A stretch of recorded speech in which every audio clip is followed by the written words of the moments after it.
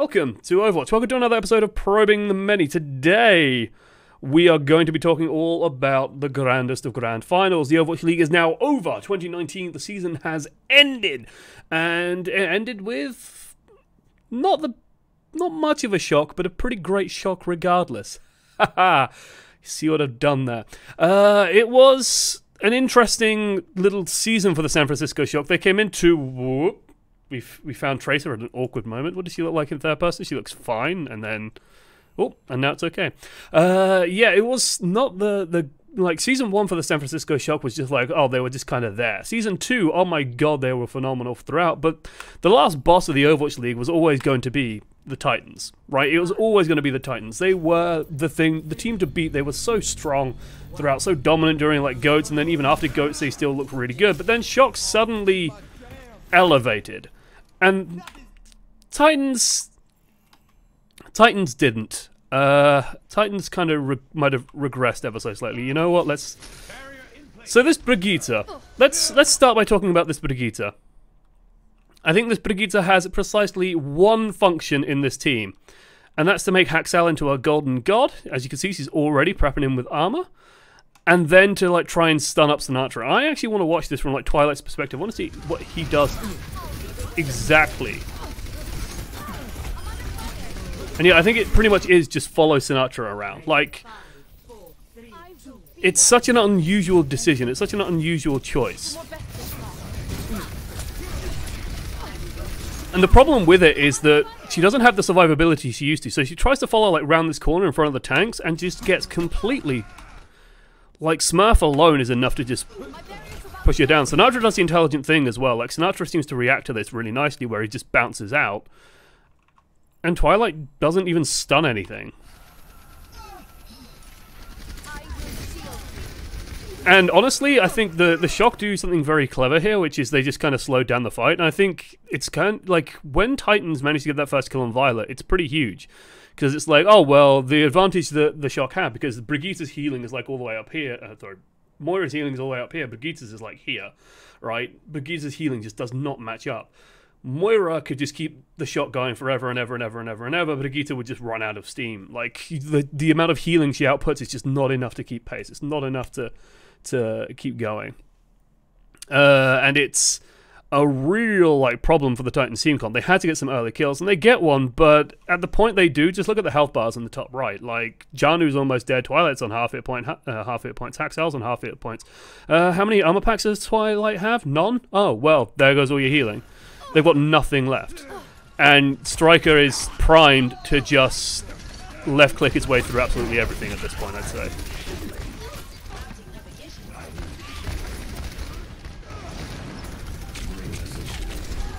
And so all the damage just comes through, and they end up winning this first fight, and you're kind of just going, what the hell? The silver lining here is that at least Violet didn't get a coalescence. Twilight's still on this brig, and this is where I was really worried, because it's like, this seems insane to me. Like, it's not bad for like a surprise once or twice, but you can see like how much weaker brig is at this point. Right, just look at how quickly that barrier dies. Just watch how fast it goes. And she just can't like stay in the fight and just be a threat. Like, Brigitte in GOATs was annoying because you could kind of just put her in front of people, and they had to just play like super defensive. You had to just like keep your block up. You just had to like hide and make sure that you had defended and played super safe, and you couldn't take any risks at all. As it is now, there's literally 2 barriers in front of her, so she can't stun through it. That just doesn't work. And her own barrier just dies so quickly that it's like she just can't stay there. Oops. No, back where we were, thank you. Right, you just can't stay there until you like pat Sinatra on the bum. Sinatra's fine. We're just gonna go through this one more time because I want to see like how and where she uses her stun. Not to mention some bumps and bruises. Oh, well, where he uses his stun, I suppose, for Twilight. Like, where does he decide to put it out?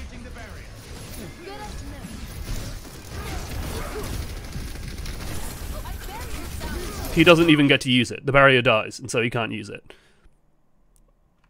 So there's just no value.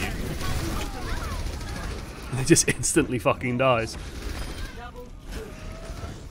And so already, like, if it worked, the Titans would look like geniuses. Like, here's the thing, and here's always the flip side that I have to consider, which is, like, in scrims it might have worked a couple of times where it just catches the Doomfist out off guard and, like, nails him. But I say, like, if you had to define one strength for the Shock, it's that they can keep Sinatraa alive during all of this, like, all the craziness. Sinatraa can go in and will often play very aggressively, and he'll even use stuff like coalescences like this one and just make sure that he's always dancing around the beam, and Violet's always keeping that beam on him. Violet is like very, very intentionally following him and making sure that Sinatraa isn't going to die. And so what it means is that it's like, unless the stun is perfect on him, it's not going to kill him. I don't think it's going to get him. And I think Sinatraa is too clever to just like yeet himself into the front line and die to it. So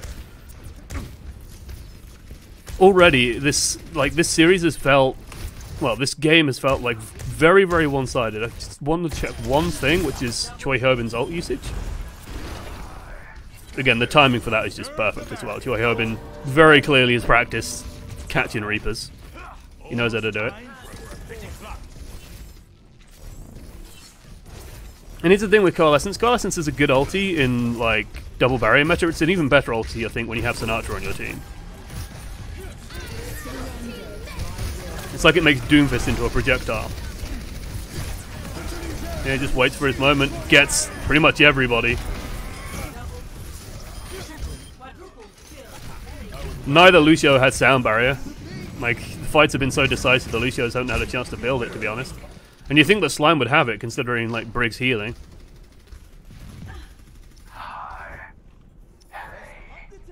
Let's see, anything else in this on this map? Because, I mean, this is just a blowout. Xiaominsu can, like, I've said it before, and I said it during the thing, that I think Xiaominsu is probably one of the better Doomfists in the league, and I think they do flip the point if I remember right. Like, Xiaominsu is very good at pacing himself and getting value out of the ulti. Like, he really waits for the right opportunity, right? Hey, my kettle decay. Why didn't that pop up? Or did I just not hear it? Thank you so much, though. 16 months. The big thing here is, like, they survive this, and he waits. And the thing with, like, Reaper is when he's just running around shooting at people, he can do a lot of different things. He's got, like, options available to him. The moment Choi Ho-bin's dead, though, the way that you stop the Reaper ulting is just kind of gone. Like, there's nothing... Sinatra's not here. I think Sinatraa died at the start of the fight. Where is Sinatraa? Yeah, he's coming back from spawn. So there's no stun from Sinatraa. There's no stun from Choi Ho-bin.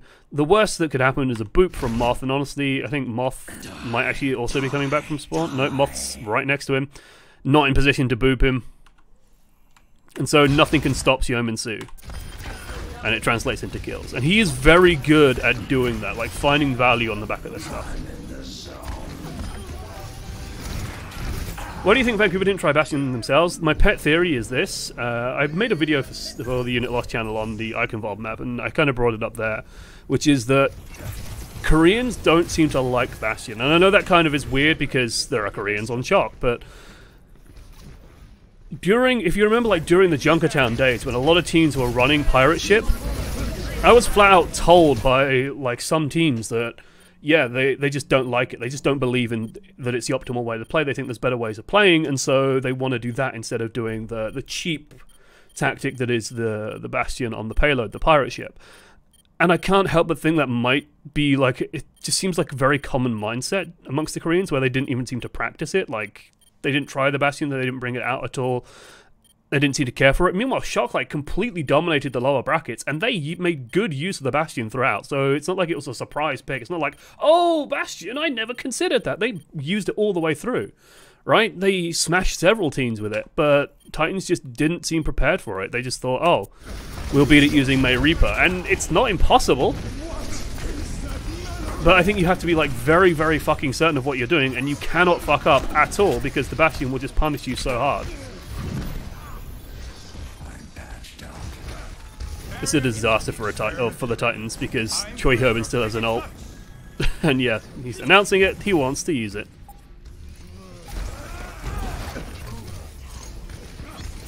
And he can just bide his time.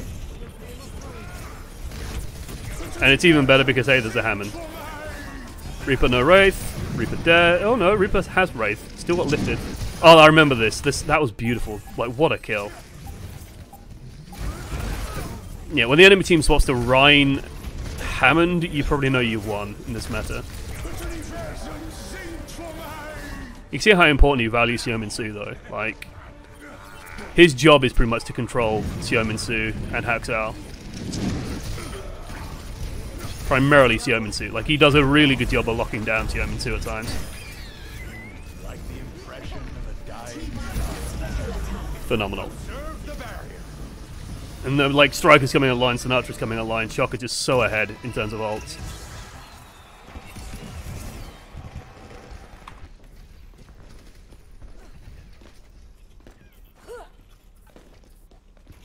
Is just my sound being weird? Yes, I think it's just yours. Look, it's Symmetra! Oh my god, she's so overpowered! No, she's just a teleport out the spawn. Oh, there we go. Okay. I actually want to see how they handle this map. Because there's like... I remember during GOATS, like one of the things during last year's Team UK, like scrims, there was like a huge amount of discussion about like how to like roll out on this map. Do you just go and take the garden and then like you push into the point, or do you push into their team? Do you go like all the way around and like try and get around? Do you just go straight to point and fight on point? Like, it became very important like how to control like this space here. And I imagine both teams are just going to circumvent that. It looks like Shocker just completely circumventing it by just going straight to the point. Something actually very subtle there that I really liked was Violet. If you saw his movement. 5, 4, 3, 2, 1. We'll slow it right down. I'm hoping this is like completely intentional. So Violet's leading, he's leading, but of course, like the enemy Lucio could be beating him here. So like peeks to see, because I mean they got here pretty quick. Actually, no, I don't like that. I like this less. See, I thought he was going to be like hiding here and like duking back and forth here to see if the enemy team were coming around the corner, because if you're standing here and like the Lucio has got here somehow very quickly and just like boops you, you're going to die. But no, okay. I still do like that he waits and lets his tanks go first though. That's very good. That's something that everybody should learn. Let your tanks go first, for the love of God. So Shot goes straight to point. Titans meanwhile take the sort of the out, you know, the way around. Spot Sinatra. He's just going to go back to his team, I imagine. Yep. And that's going to play a point. Sinatra is keeping his options open. It's like he lets the enemy team engage. Wants to make sure that probably Haxal's not going to be dealing with him in any kind of way. Like Haxal instead just goes straight in. Like they spot the enemy doing first, they go, oh, he's just backed off. Sinatra's over there now, we know where he is. I'm just going to try and punch someone into the hole, and then Sinatra sets up, looks for a kill. Oosh. Oosh. Is this when Moth gets a super early ulti? No. No, Titans just win. There was hope for the Titans after all! Actually, like I have to say, during the series, the Titans did not look completely helpless early on. Yeah, once that kill on Sinatra comes through. It felt like Sinatra might have overcommitted on Xiaominsu at just the wrong moment. Like he did it to try and help peel for Choi Hyobin, and it kind of just cost him everything. Because he ended up slamming onto a Xiaominsu who I think was behind a barrier and a spooky ghost at the time, so he just didn't give a shit. And there we go. And Haxal's got like a lot of resources. I want to see what... Okay, he's just waving, saying hello. Oh, okay. I mentioned this in the video I did for Sty as well, but I'm going to mention it here. Sigma is overpowered as fuck for a very specific reason. This is the reason why Sigma is like broken, right? It's disgusting how overpowered this is. You can't have a 400 hit point tank with like 3 safety buttons. Also make no noise on movement. He is completely silent. So what that means is Sinatra's probably like calling this shit out. Sinatra's probably like, oh, Haxal's, yeah, he's up here, he's on top, and Choi Hyobin's just like, shh, just distract him. Like Sinatra is just going to dance. Hello. Oh, I'm just going to keep him there, keep him there, keep him there.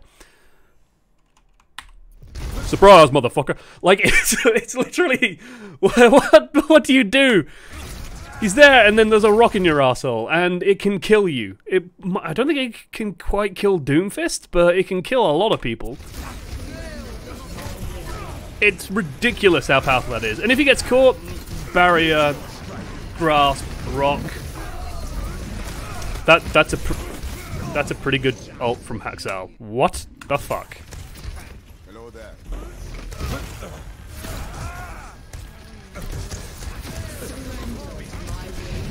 Bides his time, gets the punch, pressures the hell out of Choi Hyobin because he knows some of the cooldowns are down. Hulk combo, whoosh. Okay. Pretty clinical. I need healing.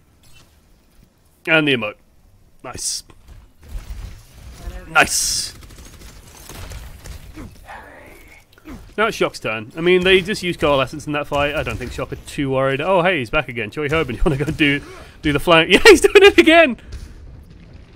Haxal's checking this time. Haxal's actually looking behind him.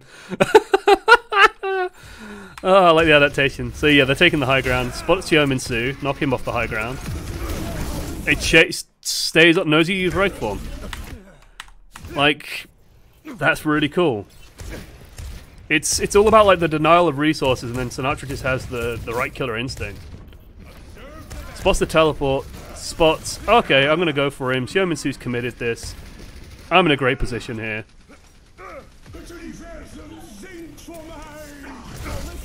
No one can peel for it. Well, Slime should have been like the one to peel for him, but no one can save him. And it does, like, even without the sound barrier there, Sinatra's fine. He's got ulti. It doesn't matter. He can stay in, which is kind of why he's staying in now. I think he just mistimed it. Good lord. Because I think you hear it start up.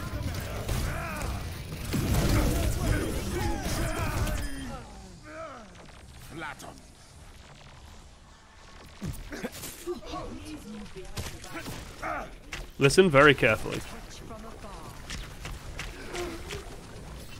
Okay, maybe not. No, it looked like it went for uppercut instead. That's what I heard. And then, yeah, he just ascends. I must go. My people need me.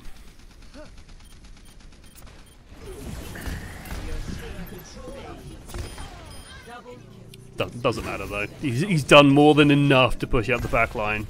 Absorb resources, absorb attention. Striker goes through, kills everyone. Good stuff.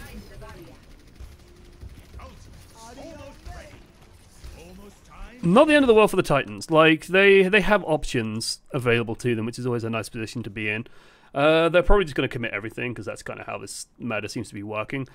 The Shock, probably not going to let him. The Shock seem to really like very rapid aggression. And they tend to like taking initiative. But here, no, actually they're just fine waiting it out.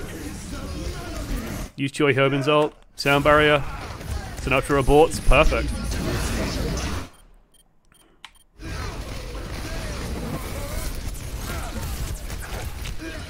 Xiaominsu's a god, though.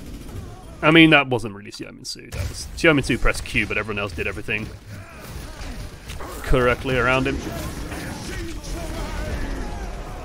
Does Wraith Form out of that? Interesting.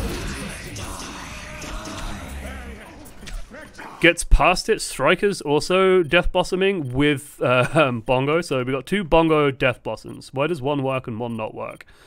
I'd say it's because there's just a whacking great big barrier in the way of one of them. Xiaominsu's healing off, what, 3, 4 targets? Striker's healing off 2? Maybe 3 with Xiaominsu when he gets around. Does get boot back, but he's still taking damage. Like, now that boot's actually helping Xiaominsu. Because this barrier, it's like very nicely placed by Jianu. And Jianu's just, he put the barrier up, blocked it for his team, started eating. With Kinetic Grasp. Like, perfectly done. Welcome to Overwatch, Monster. Absolutely spot on. Hello. Most problems can be solved by throwing enough money at it. In this, it was an emote problem. It's oftentimes true. Sad as it is. Yeah. Great big wall, and then just boot Xiaominsu behind it. So now Xiaominsu is like healing off 2 targets, Striker's healing off 1. He's not even healing off 1. And yeah, no surprise. Xiaominsu gets the kills. And then Doofus Doesn't quite kill him. And he just keeps healing.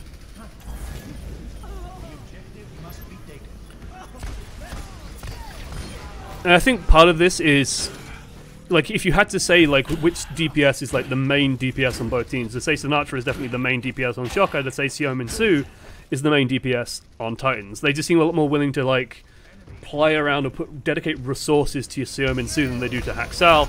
Shock seem to dedicate a huge amount of resources to Sinatra. It makes sense, honestly. I'd say both of those are the stronger players, although Haksal, like, I want to see his Genji come back because, my god. I think Xiaomin Su's just had, like, a blistering season.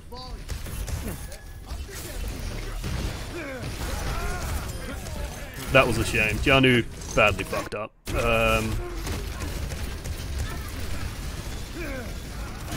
Alright, find the right person. Not that one, not that one, not that one, that one. You've mentioned this before, like, the most horrific thing you can do with Sigma is throw your rock into a barrier and Choi Hyobin just, like, whacks it in front of him. And yeah, by this point, it's just done.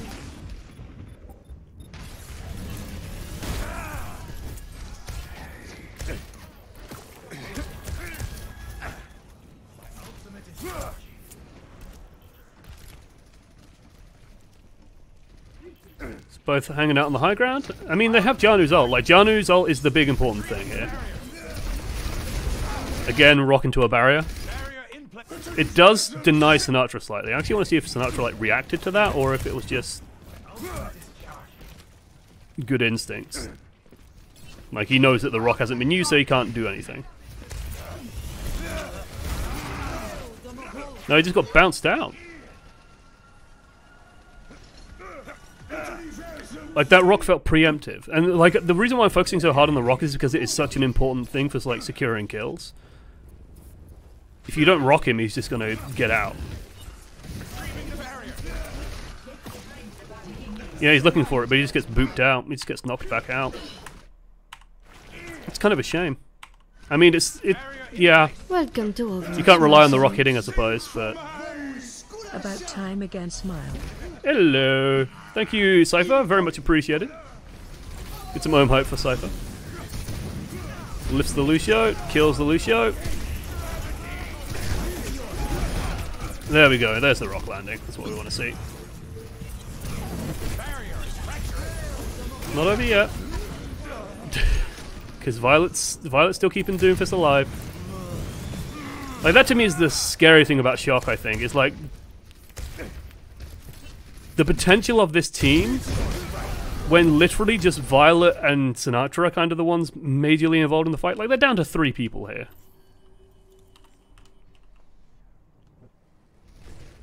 There's 3 people in this fight, and then 2 on the side of Titans because... Oh no, it's 3 on 3. Oh look, Moth gets... not Moth, Slime gets Choi Hyobin.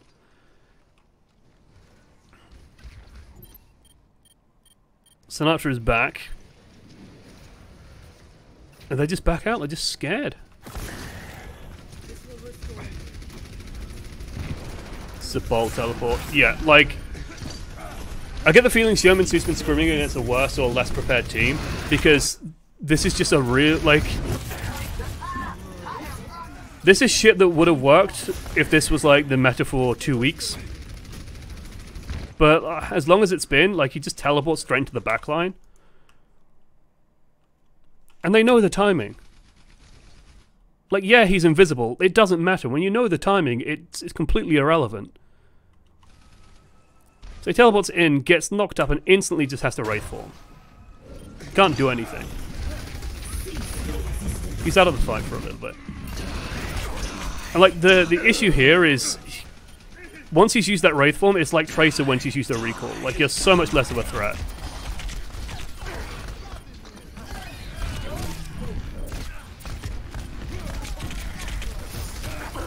And I think that like, it's not a bad Reaper ult, but it's not a great one, and I think he could have got so much better of it if he had Wraith at, like, these moments here.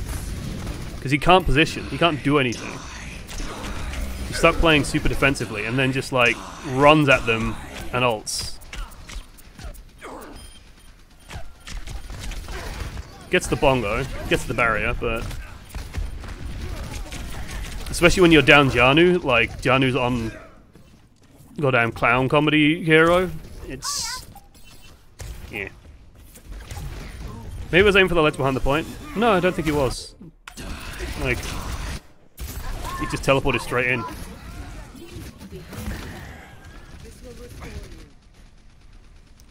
I don't know, maybe he was. Even then, I still don't think it works. Although Tui Hoban's in spawn. Like, you just saw it tick up here, but even then, I still don't think this works very well.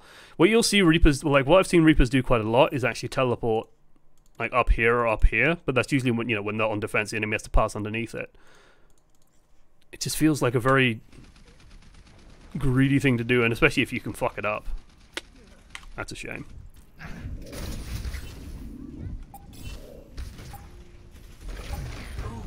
Violet got booped off too. What the fuck was Violet even doing near an edge?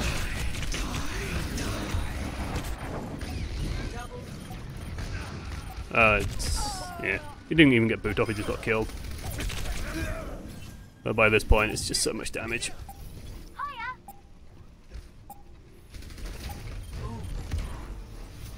And you know it's kind of over when, you know, Reinhardt's making his way to the point. This is a Hail Mary. I mean, we got Tracer. Tracer, yay! Striker's best hero! Woo! I think Tracer's going to be a beast next patch. My god, Tracer's going to be back. It's a really subtle change. But it makes Tracer, like, so much safer.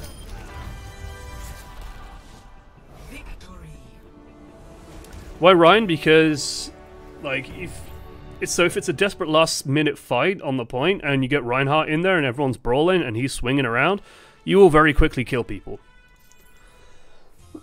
He's also faster than Orisa. Ready for battle. Alright, Eichenwalder. So, lots going on this map. Attackers incoming in 30 seconds. Titan starting on defense. Something very cute that I didn't really get a chance to comment on the video I made was Architect starting out on the Widow.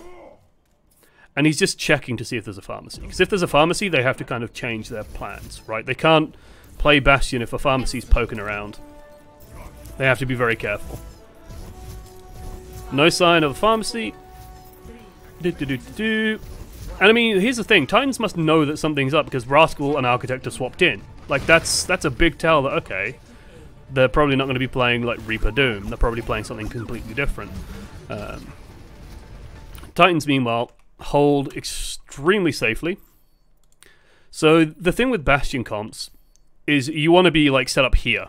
And, like, Xiaominsu needs to be, like, up here. Right? You got to catch the Bastion as he's coming through here. Titans started out over here. They've sort of moved forward a little bit and sort of holding from here now, but it's still not like the corners, right? So once this Bastion starts rolling around, they're in trouble straight away. And we're actually going to watch this from overhead. Because you see they instantly concede the ground. Instantly all this space is gone. Because they see the Bastion come around the corner and they go, oh shit, what do we do? They don't tuck in this way. They don't tuck in this way. They don't tuck in this way. They go back towards the point. And all Shock do is run forward. Just one slight adaptation, which is we'll just send the Mei through. And Rascal just goes through, swings around, flushes out the Reaper. And Rascal actually plays this brilliantly. He gets the freeze and then gets the wall. This wall is important. This wall is so important.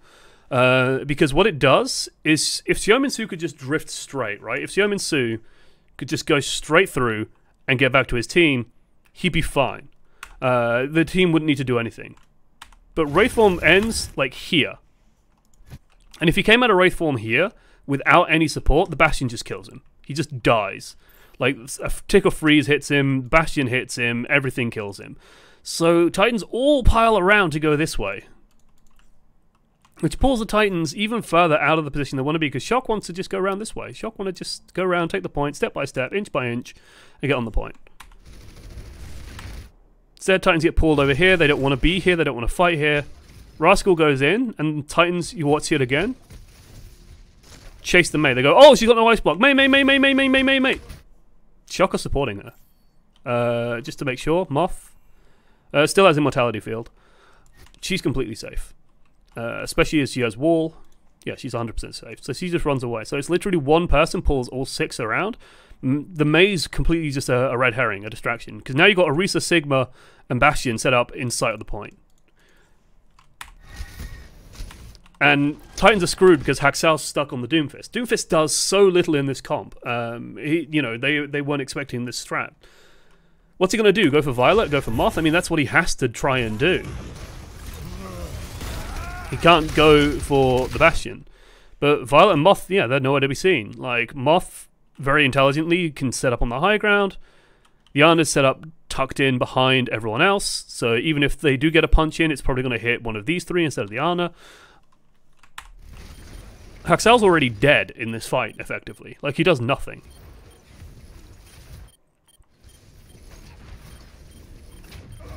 And with the Bastion there, well, yeah, you just can't fight tank to tank. Like, Architect's just... You know, they really needed that Switch version where he can just, like, sit on his wheelie chair and just, like, turn.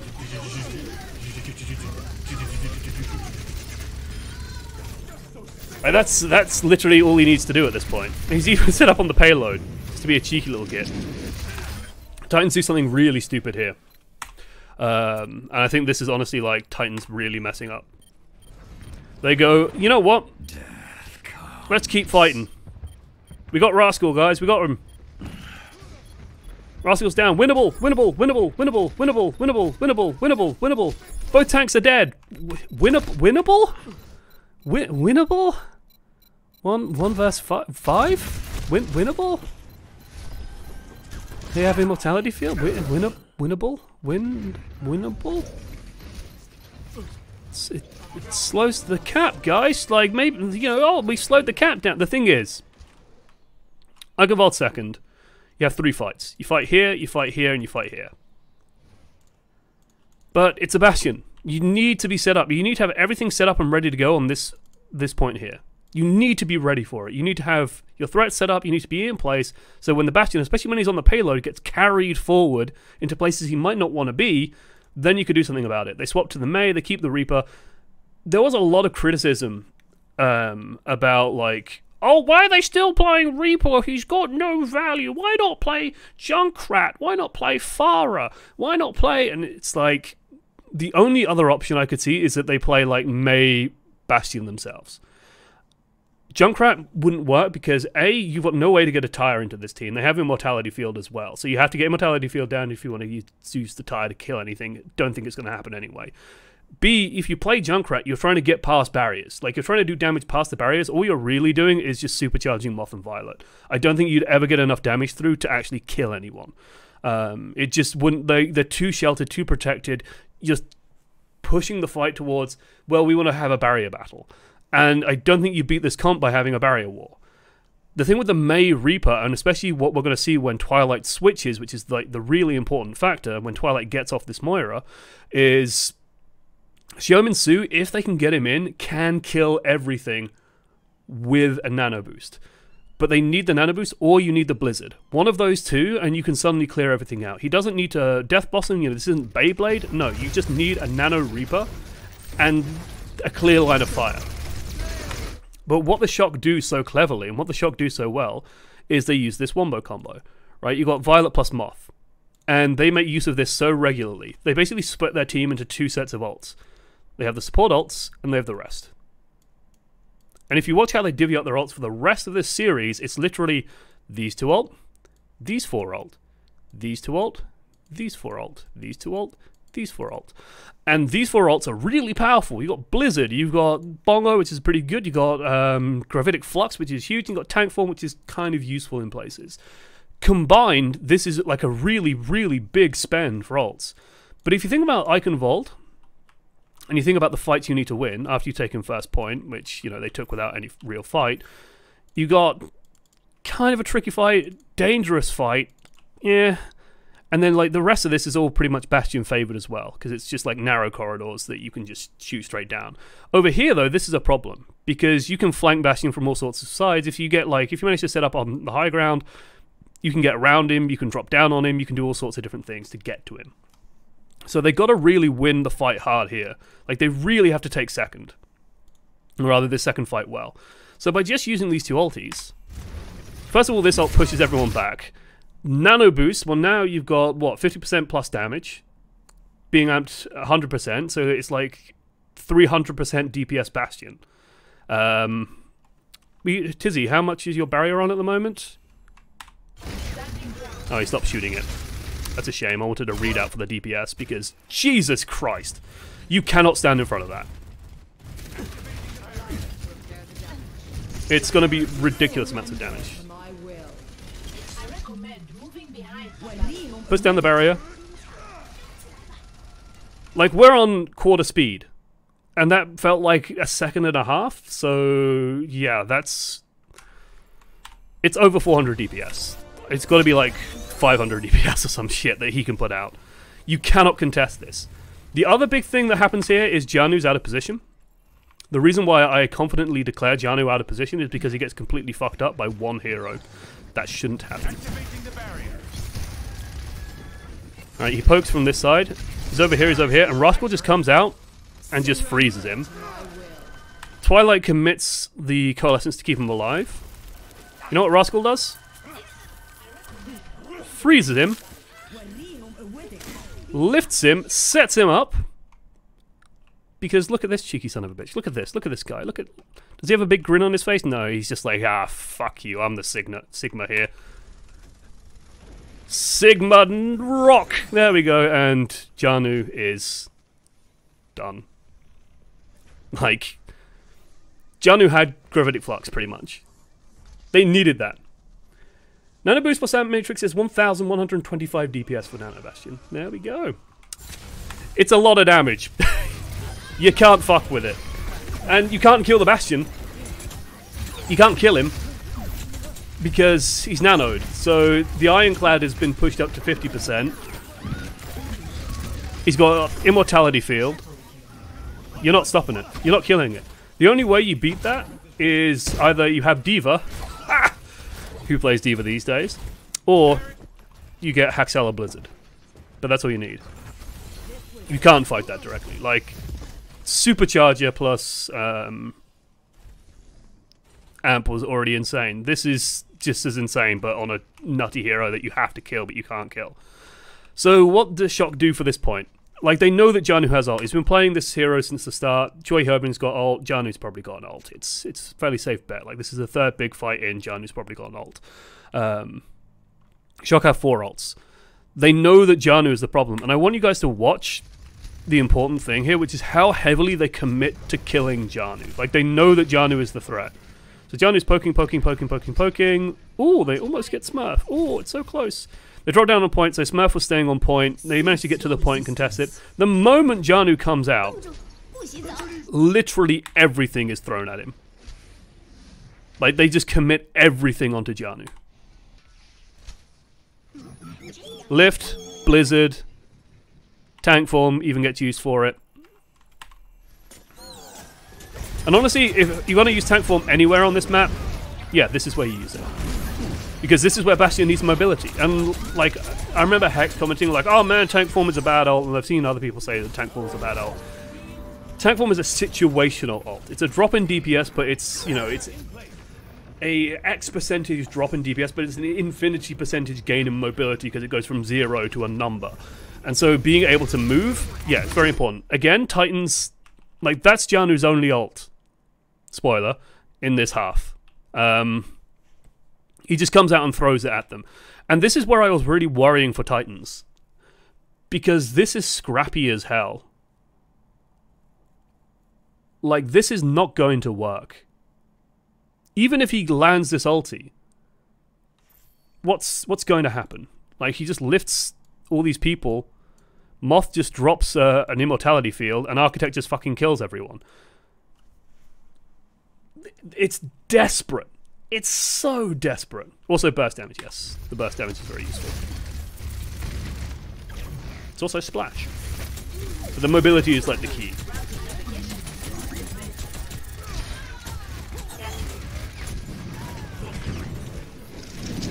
Remember what I was saying earlier about how setup is key to dealing with Bastion comps? Like, you need to be prepared for it. Titans can't prepare for it. Like, Shock just get this high ground for free.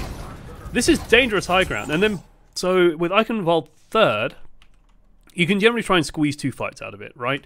You try and squeeze a fight out of it over here, you try and squeeze a fight out of it over here.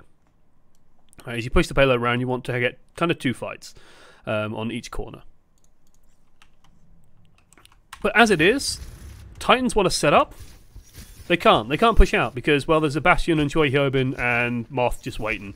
So they can't contest the Bastion in any meaningful way. They run out, Rascal's waiting for it, almost split someone. If they split someone, it will just be over. But even with this flank available to them, so I think Tizzy has the London. I think Tizzy was like taking the piss out of London here, which I appreciate. Like, Architect's even checking sometimes, like, if you watch his perspective, he's like checking the flank. And this wall, it doesn't do too bad of a job. Like, they have the Blizzard, and like, this is one of the few ways they can actually beat this comp, is if they get this Blizzard outright. This is one of the fights that sort of goes right for the Titans, but not quite. Because the Blizzard comes out late because of a sleep dart out of Violet, which was just beautiful. Delays the sleep. Xiaominsu struggling to get in, but the Blizzard gets in. And then you got the Nano Xiaominsu. And like this is what they wanted from the word go. But by the time they land it, it's just over. And like the hardest thing here is, I just can't help but wonder, well, if they weren't out of position, if they weren't trying to set up as the payload was going round the fucking corner, if they were set up in these like in decent positions before the Bastion even takes this fucking high ground, this fight could have probably gone completely to the Titans. But no, they had to go and try and stall. They had to try and win at the end of second, because running into a setup Bastion with a team with all cooldowns is fine when you're trickling in. That sleep dart is ruinous as well. Like, if Axel could have just run out and just frozen something, that would have been huge.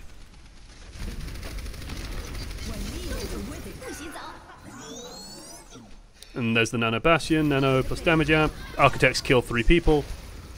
Let's just watch Architect mow down the entirety of the team with this combo.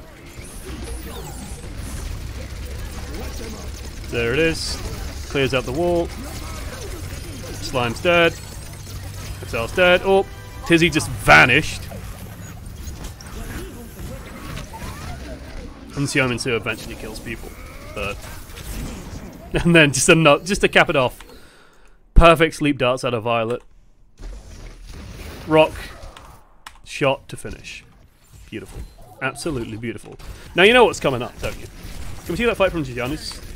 Felt like he should have protected Axel's setup. Oh, his barrier is dead.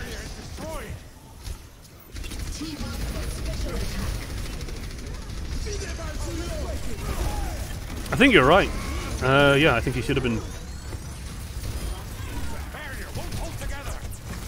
Like, there's kind of no excuse for him not to follow Haxal.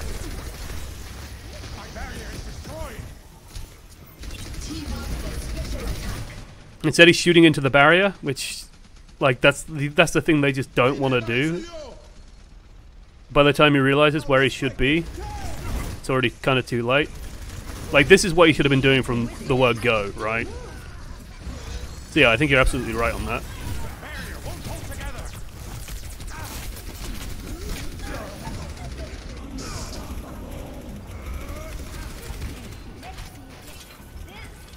I think it was off cooldown by that time.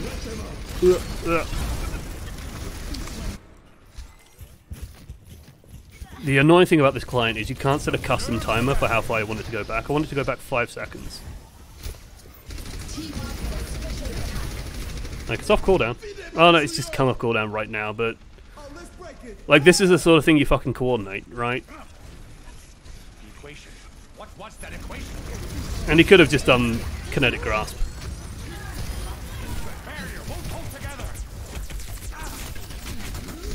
It's just messy. Like, it's rushed, it's messy, and it's all because they're scrambling into a position that they can't actually occupy.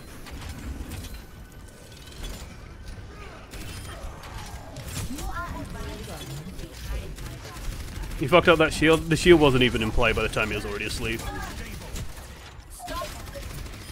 So Haxal desperately tries to stop the payload, to slow it down. Dies. Great. Meanwhile, Shock just, like, they don't even really want to, like, they aren't looking for a fight necessarily here. They're just looking to hold ground. They want to hold this corner. Because, hey, now Architect's here. Oh, now we can fight. Hey, look, we've got the 4 ultis available. Xiaomin Su. Architect even kind of spots this. Oh, look, there goes Xiaomin Su. Okay, he's going to come around behind. Xiaomin Su goes on this long-ass flank.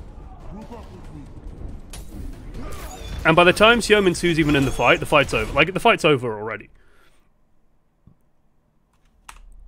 Do you want to know why the fight's over already? Because Blizzard is a really fucking good ultimate.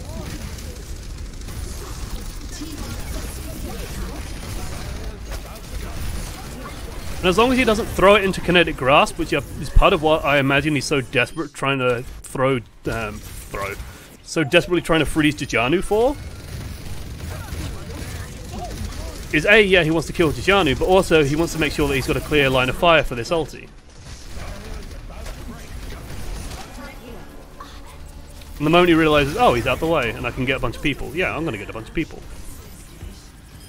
Gets him, blocks, stacks the freeze on Janu. Janu can't block the mist. And at this point, as fun as it is, Architect is upper here. And if the Titans could, like, group up properly, like, this would be difficult to defend. Like, this would be just a complete meme, but as it is, it does the important thing, it just keeps them away from CM and Sue. Doesn't keep them away from Twilight. That's up to Twilight. Like, big part of why you have Ana in this comp is because you can sleep Bastion. So if you do a melee lift, you can sleep the Bastion, and suddenly you can approach, you can do things, it gives you options, gives you things to do. As it is, Architect's just sat up here, again, playing on the Switch, just... Woo.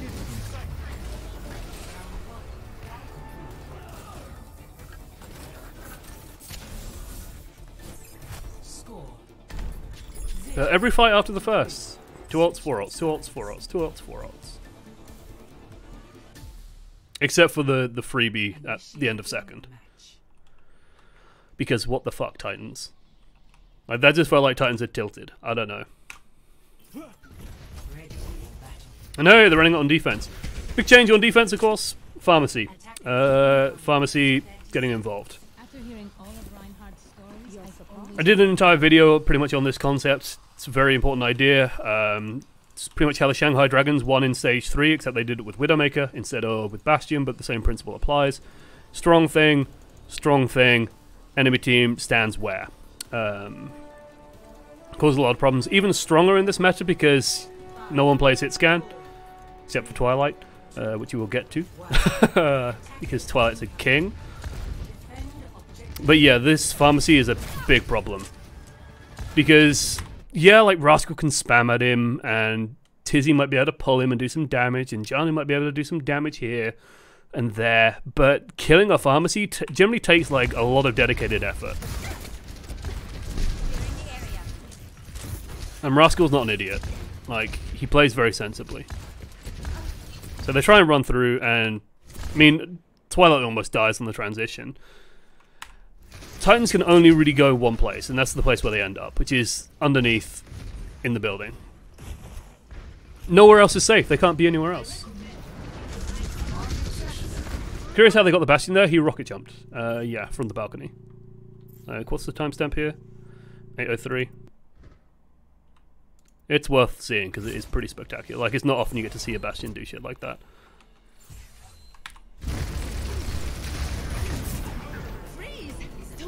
So he realizes Reaper's on his way. Sleep wears off. Prepare. Transform. Turns around, goes, whatever. Gets up here. Doesn't give a shit. And then just kills everyone. Has a nap. Game's won. Oh no. Wakes up. Kills some more people. Gets a chain blocking his view. So he can't see. There we go.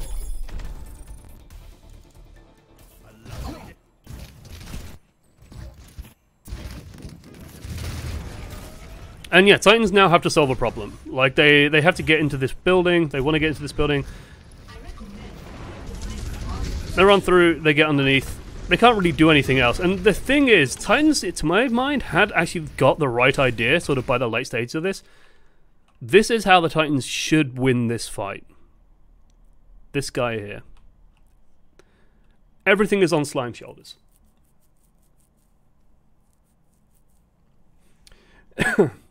Excuse me. During the interview, he said it was partly planned, but Rascal should have put him up there with the wall, but that moment he just tried to do it himself. I don't think I like it for him though. Like, it just leaves him vulnerable to shit. It's just it's lifted him up for the enemy team to already like do stuff to him. It just feels safer to be on the ground. Maybe it's just something that catches people off in scrims and shit. Like, the surprise of it is more than enough. But yeah, the key to this is Slime. Because if they can pressure up the stairs and push the shock back a little bit and then knock them off, well, when they're on the low ground, a bunch of these heroes are really vulnerable. Like, they can actually do quite a lot. Like, if they knock Smurf off, for example, well, Bastion will be super vulnerable. There's no body block, there'll be no extra barrier. It'll be quite dangerous. And so Slime needs to be really on the ball with trying to get these people off, to use a poor bit of phrasing.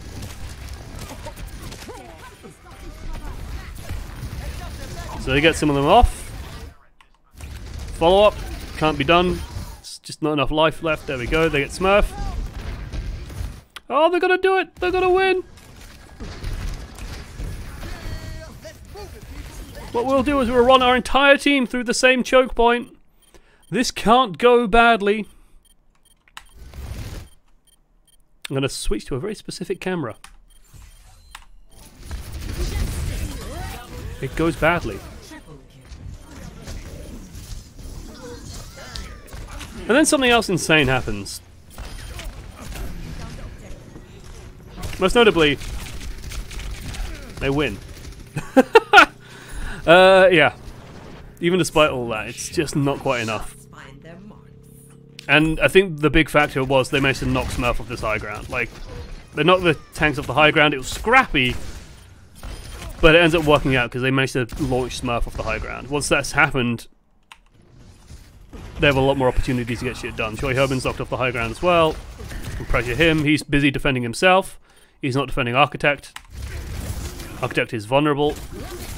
Architect is killed. And sure, Rascal gets 2. But it's still not quite enough. And Xiaominsu and Twilight, like, they are the power hour. They are the scary heroes here. A little bit nerve-wracking there, but still fine. You know what the Shock do? They don't do what the Titans did. They just go, you know what? It's not winnable. Let's just set up. Let's just set up nicely. So you know what they do? They set up. Do you know what this means? Rascal's in position and goes, hang on, there's a spooky ghost man in my basement. Go away, spooky ghost man. Oh, look. You've been caught, spooky ghost man. You're dead, spooky ghost man. Guess who can't push through? It's the Titans. Beautiful wall by Haxal, by the way. Like, getting that correct is difficult, to say the least. Because if this wall is up, and if you put it in front of the wall, they just kill it. They just kill the May wall in like 2 seconds. If you put it behind, it works. But if you get it like inside, so it just eats the wall, it's so nice. And I know he only has to really kind of put it on the edge here, but it's still cool. I think it's cool. I think it's worth appreciating. He does a good thing.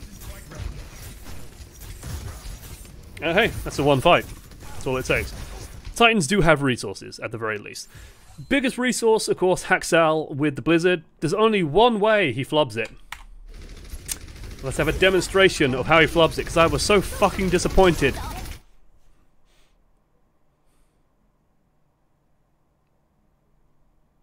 I mean, really?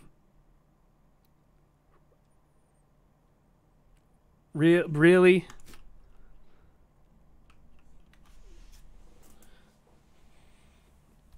You throw this lovable thing into the clutches of this lunatic with no shoes? This no shoes shoed arsehole?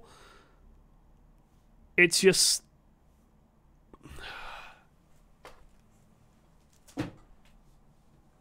What are you doing?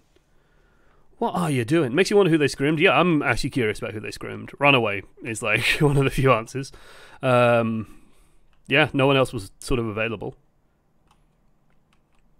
It's just, look at, yeah, like, come on. Come on. He just runs up to him and just goes, here, snowball, enter the black hole. Luckily, Nanoboost Reaper. Like, even with the rock hitting, it's still not enough to kill him.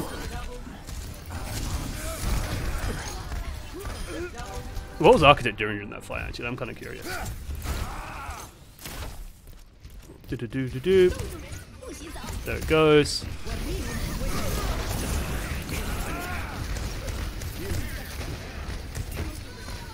It's like they needed their Mei to like contest it as well, but Rascal died straight away.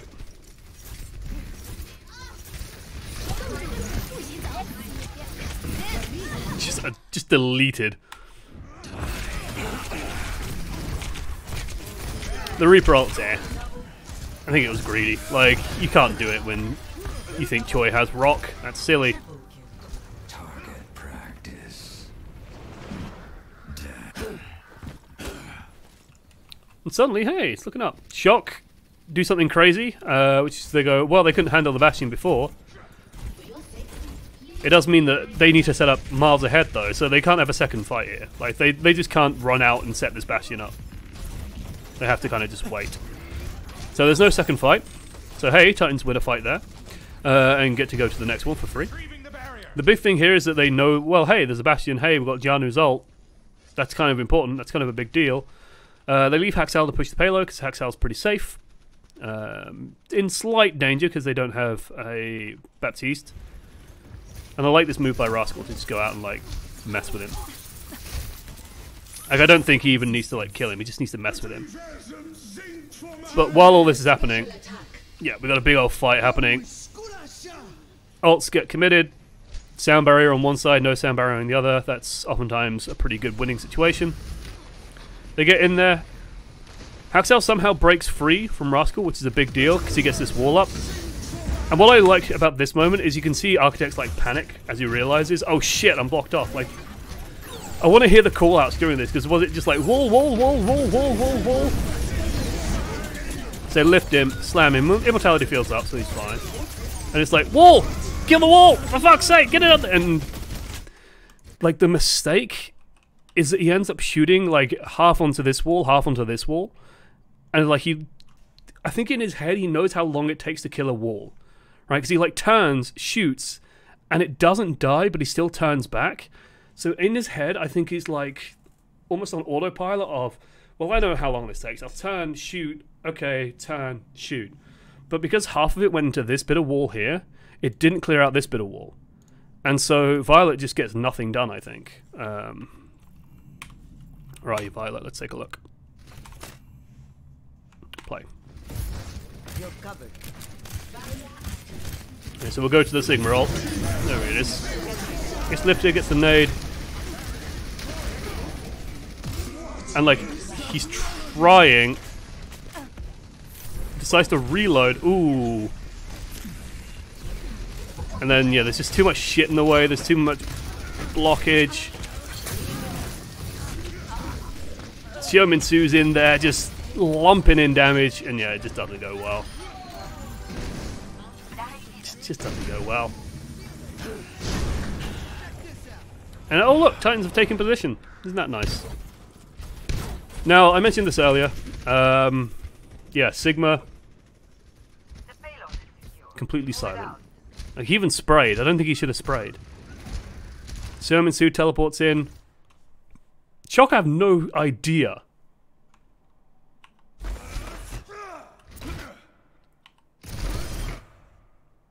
Balanced. Right? What the fuck? Like, let's see this from Moss' perspective.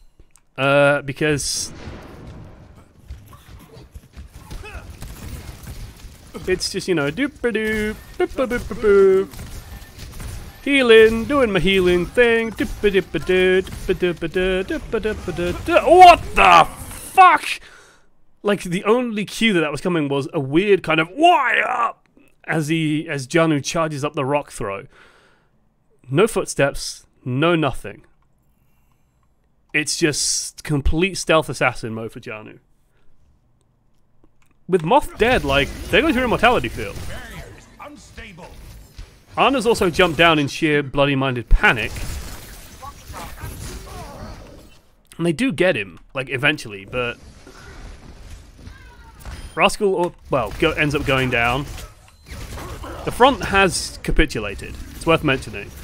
Like, Titans do lose this on the front line still, even despite all this.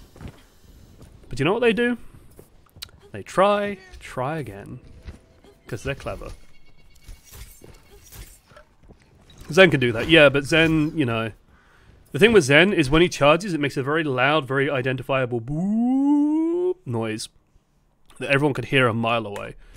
So even if you wanted to go and one-shot people with a flanking Zen, it ain't gonna work, because they can hear it. And yeah, Moth, he deploys his barrier, Titans are all hiding, Janu's literally just going for a stroll, Haxal's coming this time as well. Oh look, the Titans are actually setting up. This time, at least Rascal is like scouting, so they see it coming. But at this point, it's like, as long as Haxal doesn't fuck up his Blizzard, they're fine. Smurf isn't safe there in the slightest. Resistance getting ceased! Yeah, it's Smurf's resistance getting ceased. It's not good. Nano Siominsu, again, that's been like their big power play every single time. Blizzard comes out, Xiaomitsu comes around because he knows where everyone is, and just dances the flamenco outside the Blizzard. No problem, kills everyone, easy, bish bash bosh, done. And as dominant as the shock looked, and like this is why I kind of get upset when people say like, oh, the Titans were just throwing.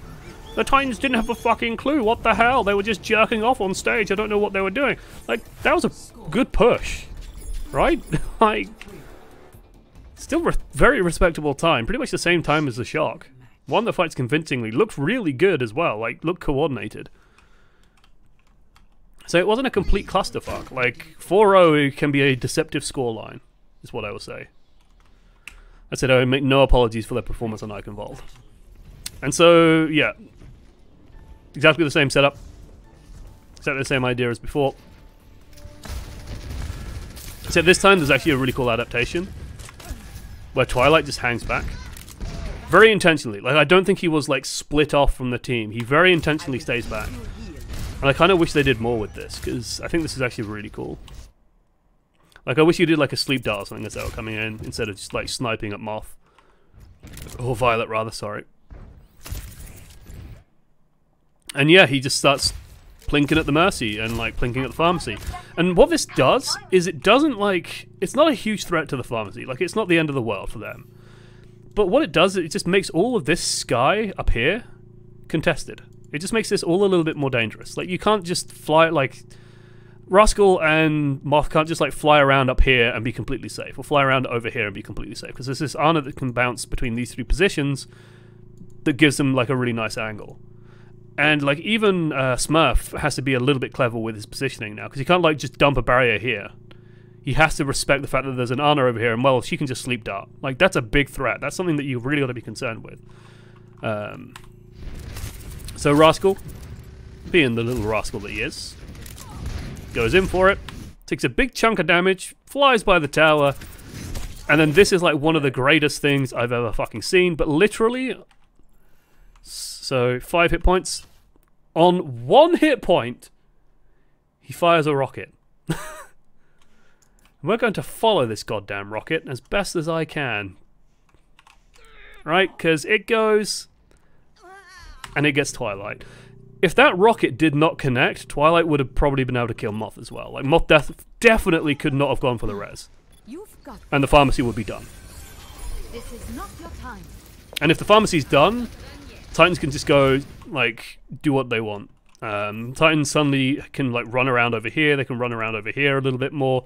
They could just barrier up, annoy people on the point, come back in, annoy people on the point, and just take it by inches if they wanted, I think.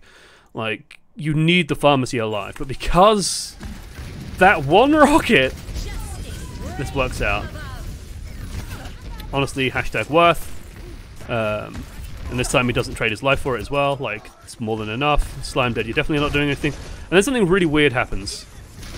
Xiaominsu and Haxal get like a little bit more ult charged. Like, they had a chance that maybe they could kill Choi Hyobin. Like, they run at him, do some damage. And then for some reason, Haxal starts blowing all these defensive cooldowns. Like, he blocks.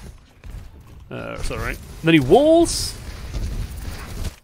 And it's like, you got 3 minutes, lads. What are you doing? Because what this does is... Are they shouting like, winnable! Winnable! Because what the fuck is this? Who's this? What's this hit? What the hell is this hero? Excuse me, little Korean gamer girl, are you lost?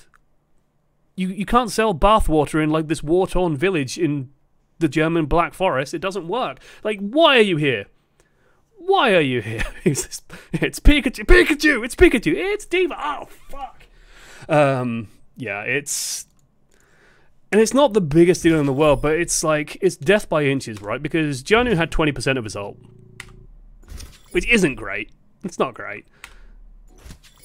But I haven't checked. I want to see if he ends this match with like 80% of an ult, I'm going to be furious.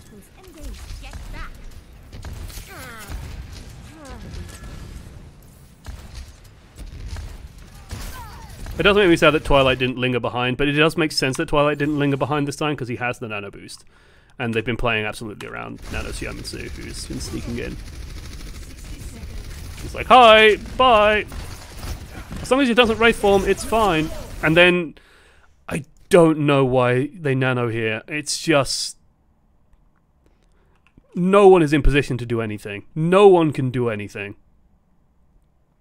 And this is where, like, it felt like the Titans, like the wheels have fallen off on the Titans. Because Twilight starts doing these insane nano boosts. Because let's count it out. 1, and 2, and 3, and, like, at the point where Xiaominsu's actually a threat, yeah, it's about, like, half the nano's gone. Whoops. Like, he can't be a threat anymore. Because now, oh, look, Choi Hyobin's pressed a cooldown. Well, there goes the nano boost. Oh look, now the setup begins. Oh look, Slime's now in position. Look. Look at this boop! Look how good that boop is. Imagine if you had a fucking Nano Reaper run in now. And it's like the pieces are there. And this is why I get upset when people are like, oh my god, the Reaper is such a bad choice. Why play the Reaper? And it's like, it's not that the Reaper's a bad choice, it's that they played it fucking badly. Because you need this element. You need to have like the whole... coming over here trying to pull people off. You need to have Slime set up pushing people off. You need to have cover for the Reaper in form of Jianu. You need to have something. You can't just nano boost a Reaper over here, expect him to run up there into Sigma and then expect something to happen. And the same would happen if a Diva was there. Like, Diva would just hold right mouse button and just go, yeah, GG. Like, what are you going to do? You've blown half your ulti getting to us. And so it's just like, all of this is kind of badly timed. And yeah, they kind of dogpile onto it and get there, but hello. Hello. And then Rascal plays some phenomenal pharmacy, as he does. He's pretty good.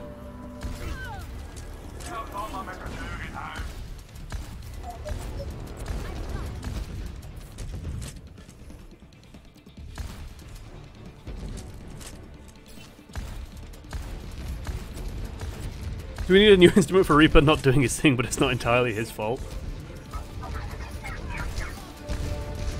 It's just weird. It's just a weird thing to see. And then at this point, it's like, Shock have one ult, most of this ult, Violet's still got Immortality Field. Like, Choi Hyobin alone is a big enough problem. Hey, Medball! Back on Twitch and hide home. Damn straight I am.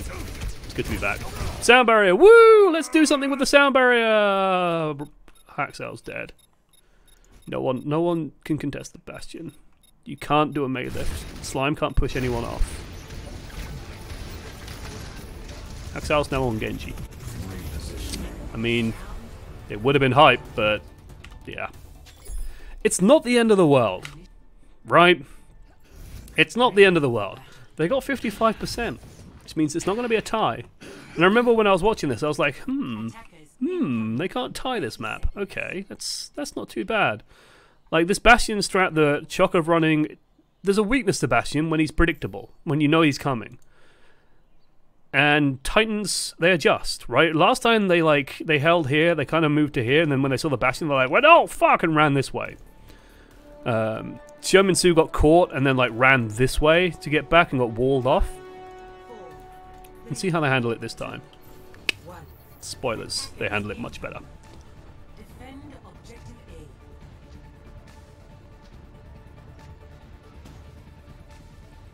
A. Shooty, and already the positioning is drastically different, right? Most of the team covering this side. Like, there's the wall here, there's the door here. Sigma playing around the choke point, spamming, getting some ult charge, all good. Xiaomin Su waiting on the high ground, waiting at the doorway. Twilight in a really interesting position. Nope. Being annoying, being a threat. Can cover Jianu. Can cover the team. Pretty safe. I like it. Could also just nip sleep darts into the side room. So yeah, Shock, they don't get a freebie this time. They don't get to freely push in. And oh look, Titans can actually like control this. And what Xiaomin Su's going to do in response is he's literally going to do the same thing about 4 times in a row, right? He's going to drop down, shoot people, Wraith form, bye. And because there's 2 doors there, like, the Mei can't freeze them off. Teleport. Wait, Shadow forms back. Shoot people. I've been caught. For fuck's sake. Haxal, thank you. There we go. Teleport. Wait. Doop-a-doop-a-doo. Okay, can go in now. Shoot people. Do they go Anamura because there won't be time to build defensive ult? I think it's just the Lucio won't be very useful here, is more the big idea. Like, the Moira gives you more healing, gives you something that penetrates the barriers, which is going to be really nice to deal with the Bastion. Lucio wouldn't really give you much value here. He'd be useful against Choi Hyobin, that much is certain, but otherwise I don't think he gives you anything. So, yeah, I like the Moira here. They could have played Baptiste. They could 100% play Baptiste, especially if you're holding this corner. Like, you can imagine just like an immortality field here would be really good. Because they have to like come out to deal with it. And the ulti as well would be really useful. But if Slime isn't super comfortable playing Baptiste, then yeah, absolutely play a Moira. Yep, Xiaomin Su's not done. He's shooting people. Wraith. Oh look, they're starting to push out, but hey, teleport. Shoot people. Okay, this is footage we already did. They do eventually, like, brute force a way out of the room, but when they do, Xiaomin Su just changes the cycle ever so slightly, in which he shoots people and then wraiths somewhere else. And by this point, hey, they've got their wombo combo.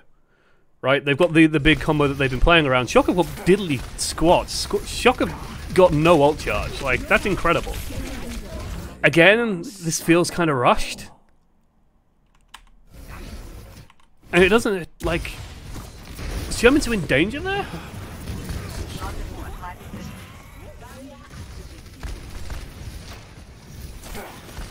Take some damage, but no, not really. Like, I guess it's just Twilight's really nervous. And, like, I think this is where, like, nerves and stress come into it, because Twilight sees Xiaomin Su get halted, the barrier goes down, and he's like, oh, fuck! And then hits Q. But again, we have this issue where it's like, running. And luckily, they managed to isolate Architect just enough. Like, anti-heal lands. Oh, wait, it's not yet. I think it's, like, around now when Architect gets ruined. And Haxala's ulti as well, which is kind of a big deal. Yeah, so Architect like comes out a little bit too far. Halts plus Blizzard. Architect tries to get out, gets frozen. Once the Bastion's dead, this all falls apart. Like, for some reason, Rascal thinks he can win this fight. I mean, it's a good Blizzard, except it doesn't even actually catch Twilight. Does, at the very least, get Janna to use his ult in kind of like a panic. But I don't think this fight was winnable from this point.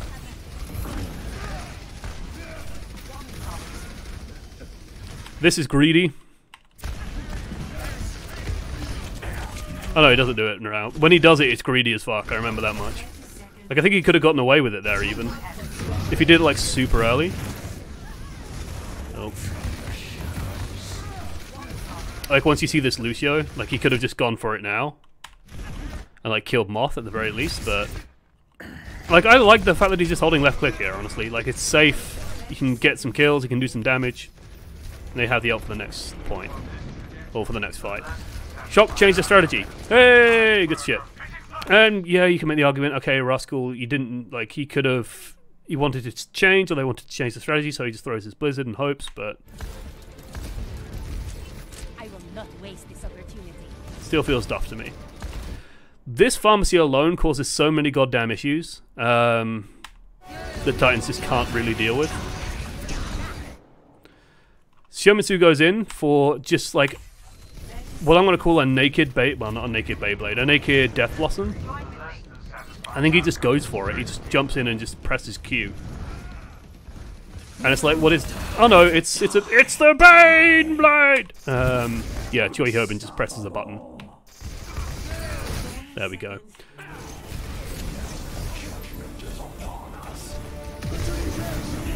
And this is what annoys me about Death Blossom, is it's like so limiting. They're in such a good position with this ult combo to get something done. Like, the only thing that can stop Xiaomin-Su from killing absolutely everyone here is Choi Hyobin's rock. But if he just dropped down and just started shooting, or just like started threatening from the high ground, and then as they came in, drop down on them with the, like, force Choi Hyobin to use a cooldown at some point and then engage with this shit, then yeah, they can get a lot done, but Choi Hyobin just absorbs everything.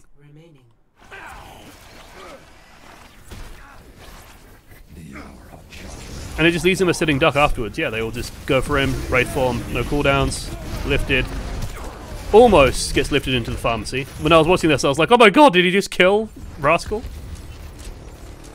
Like, I want to see this from third person, because it would be so funny if Xiaomin-Su got lifted up and then just, like, nailed the pharmacy. The nice thing about the pharmacy, of course, is it can just go and touch the point. Yeah, he's not quite high enough. Rascal gives him some space and some respect.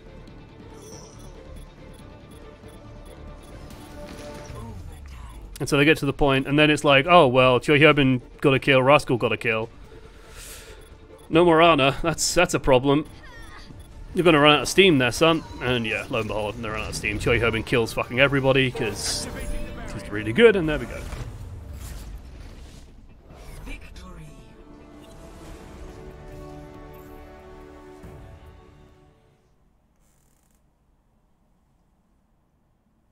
Oh, it's annoying.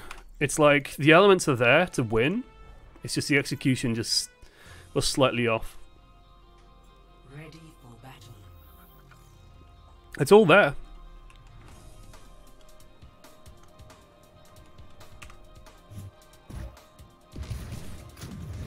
Too far. Ready for battle. Okay. So the Shock brought Striker Sinatra back, so hey, you know what they're playing. It's Doomfist Reaper. Titans, Doomfist Reaper. Surprise, surprise.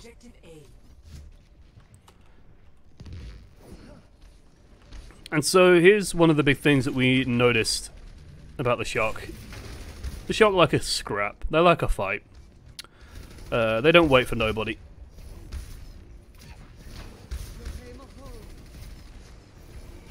I mean, they wait now. They don't have any ults. And they have advantage as well. They did tons of damage to the barrier. Just so you have a point of reference, by the way, like, reason number one why nobody plays Ana anymore is Sigma just threw his barrier back here and just put it here. And suddenly Violet is, like, completely cut off. So that's fun. Let's see. I think a lot of pressure here on the Doomfist and, like, their choices.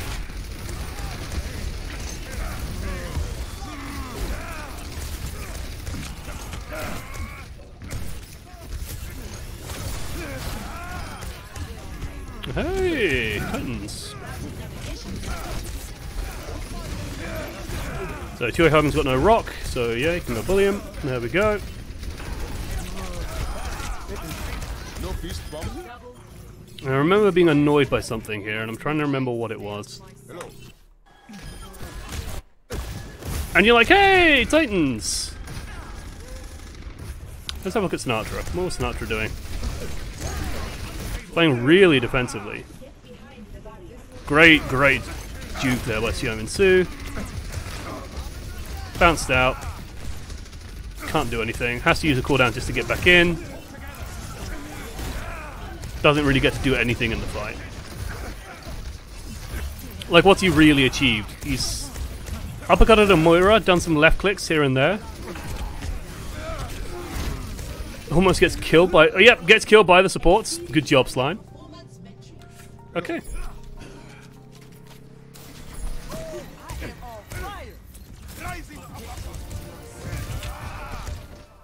And this is where I think we started seeing the massive stylistic difference between the Shock and the Titans.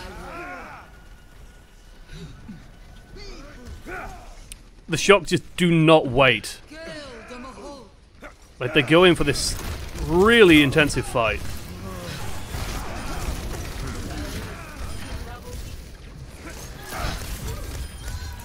Right? They lost the last fight. They know they have disadvantage.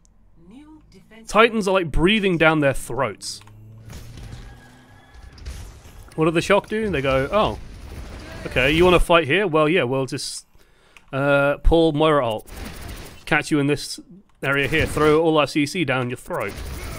Throw Doomfist down your throat. Because as long as the Moira is pointing Coalescence this way, yeah, it's going to be really hard to kill anything, especially if your Doomfist doesn't get in. Haxal. Are you in position to punch anything, Haxal?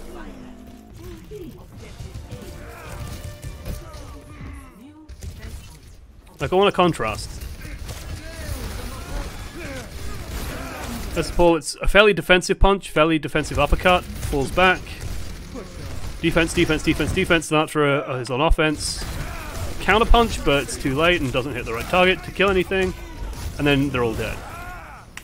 Xiaomin Su. Let's take a look at Xiaomin Su. I'm guessing it's going to be likely defensive positioning and posturing. Like, he's just spam firing into the crowd, but unless he's dedicating those shots to a specific target, I think the Moira is just healing it all.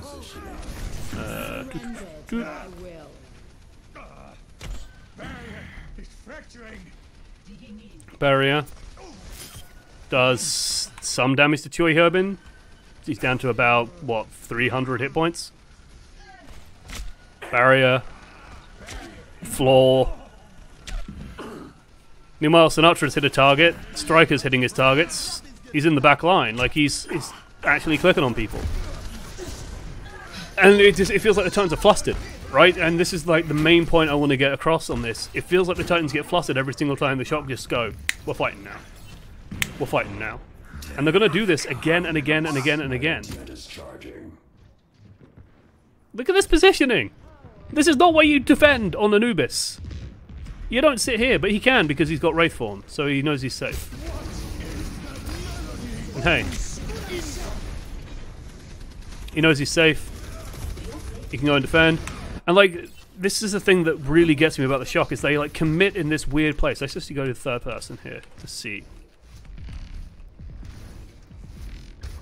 Like, they even scout the high ground up there, and it's like, oh, nope. They get the Lucio in the pool, and like, it's literally just the Lucio, so they know their target. They want Slime.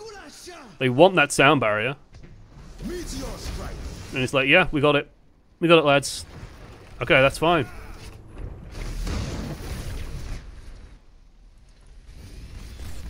Still engaging on our terms. Hey, early kill. Hey, counter kill.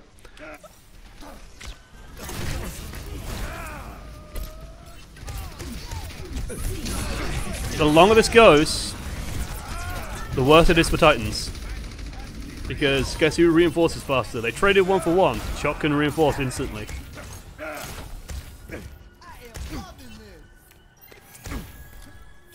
So the Shock are fine. Like, let me put it this way, and I think this is why I think the Shock are so fucking clever doing this, is because if they have a fight and it starts here and then like drags out through here and through here and through here, as long as they're actually fighting, as long as they're getting value,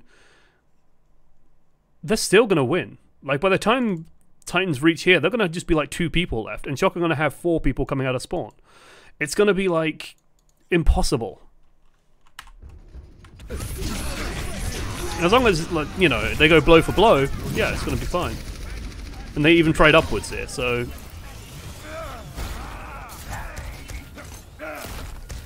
And you can't even say like they overcommitted ult or anything, because the big difference here is, well, Janu has his ult. Moth used his. Did Moth use his? Or did yeah, Moth used his. When did Moth use yours? Guessing when Siominsu ulted.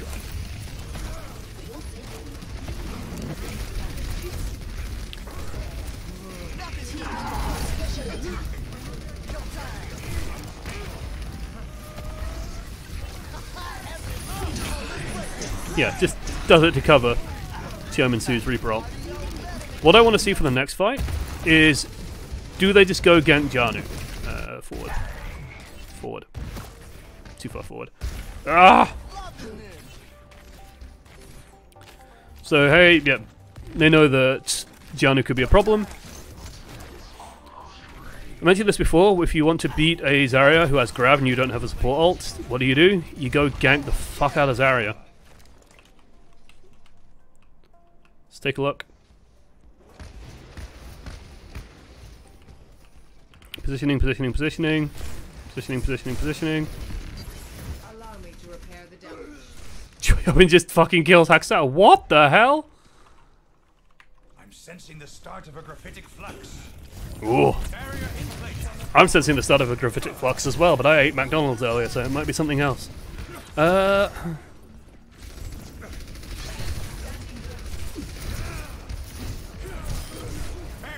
Okay. That, yeah.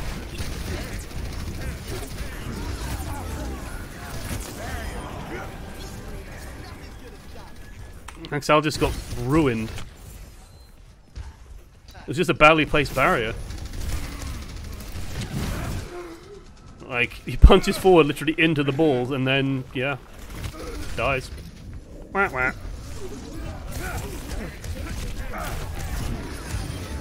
Hey, Janu's got an ult again. Slutter's in your spawn. He shouldn't be there. Okay, let's wait for the next push. Oh wait, look. 20 seconds later. They just died. 3 people are grouping up here. Where's the rest of your team? Over there? You're split? Okay, that's no problem. We're just gonna run out. Our Reaper's literally waiting in position. Strike has been playing from over here this entire fucking time. So they've literally set up plays around the idea that Doomfist is going to come out here, push people this way into the Reaper, and turn that into kills. And it's like this ult economy is completely irrelevant because of this combo.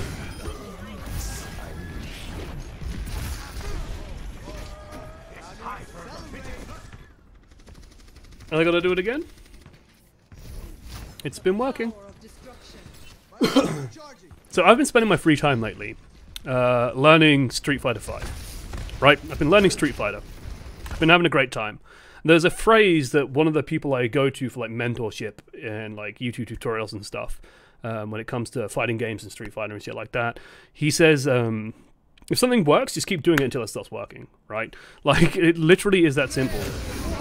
Don't get into your own head and don't think, oh, they're going to like counter it, they're going to figure it out at some point. That's on them. As long as it keeps working, it keeps working. Barrier is unstable. So this is danger. Titans go for a very early ult here. Barrier is fractured. But this is fine. Like, Titans just kind of went even there. They are fine with that. It's the beauty of a rock. Sound barrier. Shock. Just wait. Yeah, we take it. Take the point for a moment or two. That's a good kill. This is where you're like, ah, they might have done it.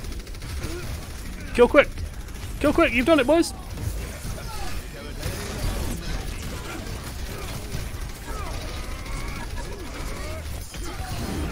There we go. I believe this is the push where they actually... On the objective. Gather at this position.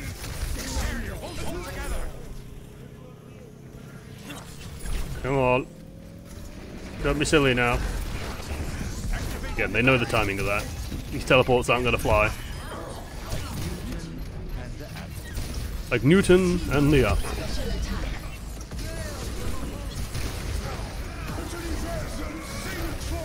Whoop!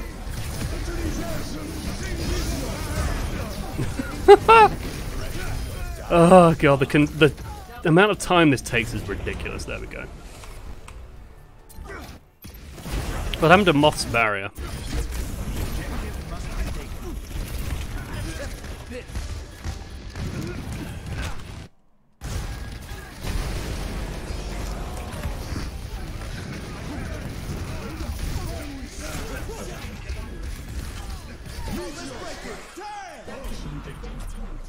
It comes out. Meteor Strike eats most of it. Just half the team. I mean, most of them are around the corner hiding in the safe space, but it absorbed what it needed to absorb. I'm actually kind of curious more as like how they lost the fight back here. Let's watch Janu.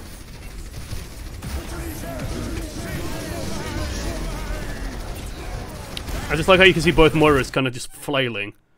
I honestly think it might be Striker that kind of... Xiaominsu gets into the back line. So Xiaominsu's active, busy, doing shit, getting shit done. He's bounced out. Striker's retreating. And just gets clipped. Like, there's just not a barrier waiting for him.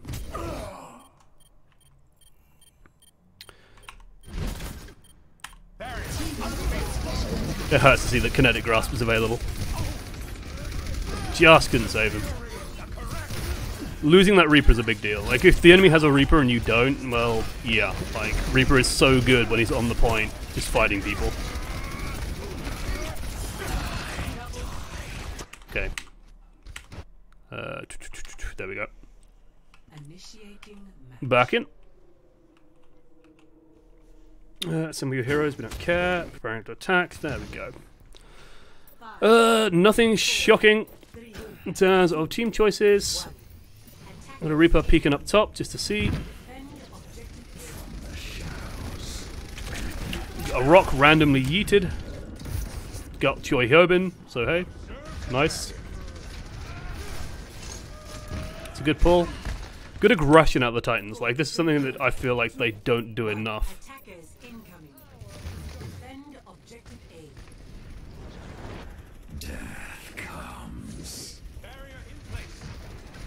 He waits. And it's just a little bit poorly timed. Like, if he came down there as the pull came in, that would have been great, I think. Gives Reaper something to do during this time as well, which is kind of nice. I think it's like an optimization.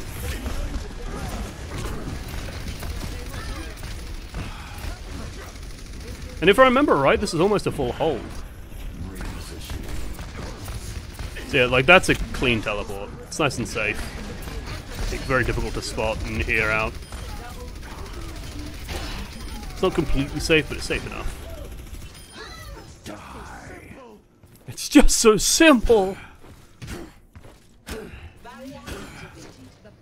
And I think, like, it's not a hard thing, it's just Sinatra got blown the fuck up, I believe is the technical term. From the shadows. Hey, Violet's got a coalescence. So yeah, this is like a better example of, hey, like, this is nicely timed.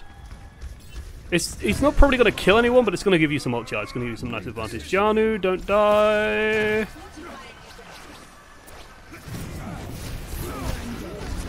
There's kind of coalescence. Rock almost gets him. As long as he plays defensively, he should be fine. There we go. It's just see Smurf like go bouncing past the team. That damage, like, just from the left clicks alone into the Holt is just ridiculous. And at this point, it's over. Sound barrier, but hey, you can clean most of it out. We'll go and check out Xiaominsu in a moment, so I want to see. A lot of ults being used. Like, for a fight that was relatively cleaned up for like a little while ago.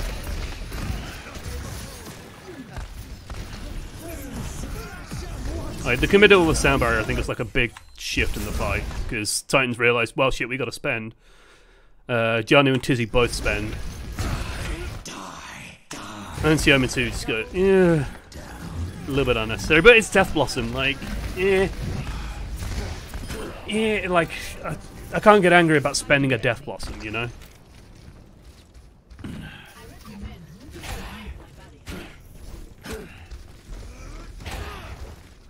It's not like the most important ult in the world, is it? Nope. Yeah, a little bit late on that teleport. Pop, pop, pop. Just, yeah, baited. I mean, this is how the Shock generally play. Excuse me, my voice has been, like, rough for the last week. It's been annoying. This is how the Shock generally play when they have Coalescence. It's usually, like, Doomfist turns into Moira's projectile. Oh, no, man. Don't think that'll do for a thumbnail. I don't think it's quite good enough. It goes weird. Even if I do this, oh no, I don't want fucking. Oh, for God's sake, NVIDIA! I need to change that hotkey. Yeah, it's just not.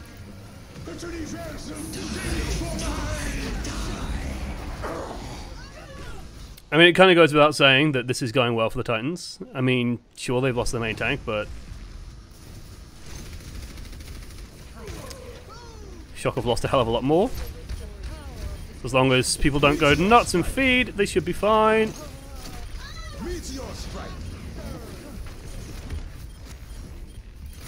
Doom, doom, doom, doom, doom, doom, doom, doom, doom. Moira, Moira, Moira, Moira, Moira, Moira, Moira, Moira, Moira. Moira's won. She's literally won. Literally won.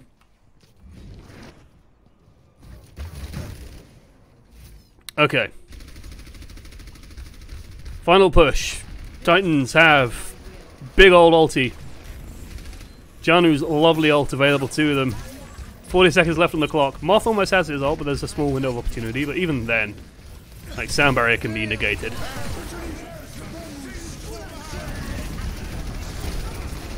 Okay, so Lift gets a lot of damage on Choi Hyobin.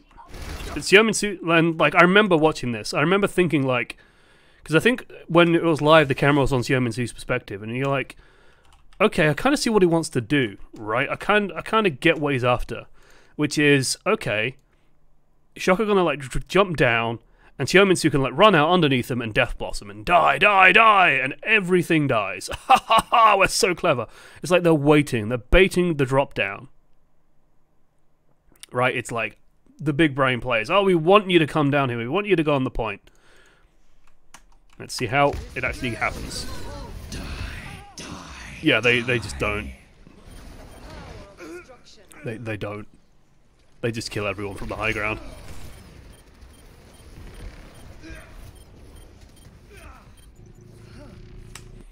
They literally just kill everyone on the high ground. It's actually let's go to a perspective you haven't really gone to. Yeah, Reese's perspective.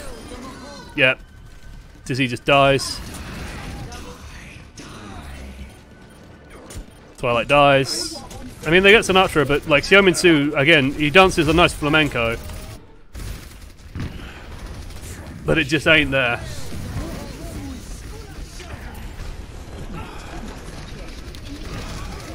And it's just like this complete give up of like, well, let's just completely cede all our space. Oh, wait, shit. And he kind of clips everyone, but they just take a step back because they haven't fully committed to the drop down. He would have looked a genius if it worked. If the Shock all jumped down and like went to the low ground at the same time, he's just there, ha ha ha, you've fallen for my trap. No. I'm on fire. I am on fire. It's not over though, right? It's not over. You know, 3 minutes isn't that long. We've seen from last round the Titan with the Titans that, you know, they can hold for about 3 minutes. It's not impossible. From the shadows. And this is where we get to see the stark contrast, I think, between the Shock and the Titans. So if you recall, am I missing anyone? There we go. 1, 2, 3, 4, 5. Yeah, I was wondering, like, what the hell? If you remember before, like, when the Shock had to defend this first attack, they were, like, set up and ready to go, and they just went in, like, super hard on this alleyway. They just really went aggro. They had a Moira ult to do it with, but hey, they went super aggro. And it feels like there's kind of two minds happening, where, like, Xiaominsu wants to be cool, but Haxel won't let him, because Haxel's over here. So Xiaominsu, like, saw Striker do all this cool shit, like, on this high ground, or, like, hiding over here. And Xiaominsu's like, man, I want to be doing that shit. That looks so fun. You got to do so many cool, exciting things. I'm going to jump down to the back line and be annoying. Yeah, yeah. Haxel? Buddy? No, let's just stand back here really passively. That's it. Left click. That's it. This is where we need to be. Doomfist works best when he's inside his team and running away from the fight.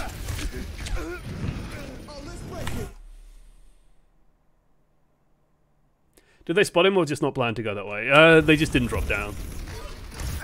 Like, the thing is, they killed Tizzy, there's no need for them to drop down, is the issue. Like, Tizzy was just badly caught out of position trying to run back to the point.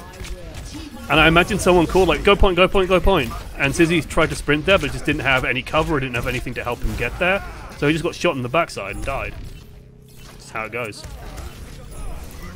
So did see style fighting, yeah.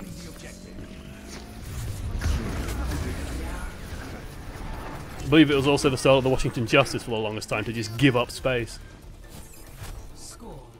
Just constantly on the retreat. I think Valiant also fell into that trap for a while. Not in this meta, mind, but... Shock changed up the strategy. Sinatra ditches the Doomfist and goes instead for the main. And this is where I think the Shock really starts shining. Please move behind the barrier. I really like Arisa's accent. Like that, it's not super heavy Nigerian, but it's like fairly Nigerian. I used to have a chemistry teacher who had like a very like, he was a big old black dude. Like 7 foot tall, deepest voice on the planet, but he was like so peaceful. So tranquil. I can't do the impression, but he talked in such a soothing way. And when you have, like, it was part of a course I was doing called Access to Medicine, Access to Higher Education Medicine. So it was a bunch of adults as well, and you're like doing like 3-4 hour lecture periods. Listening to this guy with like the most soothing voice on the planet talk for about 4 hours, and everyone's just like, because it just lulls you to sleep. It's like, good lord. But yeah, this was brilliant to see. Absolutely superb. Maywall, and then just look, like, the Arisa's even in there. She's just like, yeah, fuck you! I can move and shoot now, bitches. What you gonna do? What you gonna do? What you gonna do? Nothing. That's what you're gonna do. You're gonna die. Where you going? You can't go anywhere. The maze locked you in. And the Titans must be going like, what the fuck? What just happened? Like that... This shouldn't happen. Like this, Anubis doesn't work like this. This isn't how Anubis plays. You're meant to like use a couple of cooldowns, but you get through here, and then you have your first fight like on the high ground. Let's go to Tizzy. Tizzy. Yep. This is a problem. This is an absolute problem. And then just everybody's here. Everybody's here. I mean, this is probably like why you want this Lucio on this defense as well. Aside from this just being a good Lucio map in general. Oh, so like, definitely making use of it.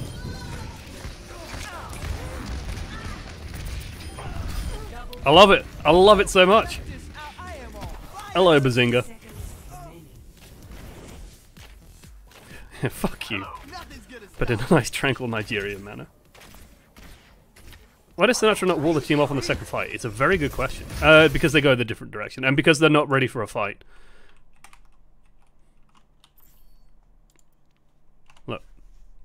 If they try and fight now, it's 4 versus 6. It's not going to work. This is the danger of this sort of strategy, right? Like, you got 2 coming back from spawn. So, And Lucio didn't have to go, but they need Choi Herbin. So yeah, Shock just have to kind of give this up. They can't engage.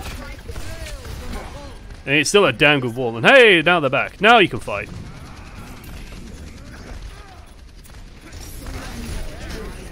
Coalescence. Violet gets a lot of value out of these. How twitchy he is. Yeah, I thought I was on, 1.25 speed there, but no, I was just on normal speed. Okay, now it's 2 times speed. What is his sensitivity? Look at him! Look at him! And I actually want to point out how accurate he's being as well. That's actually really impressive to watch. Watch how accurate the beam is when I go to down to the speed. This will heal you. So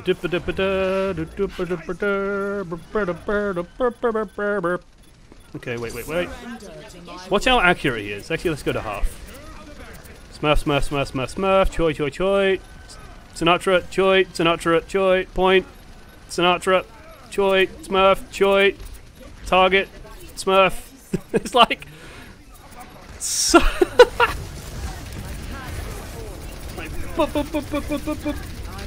it's like Soldier 76 who got my result. Turns out Yemensu's pretty good though. He can press Q.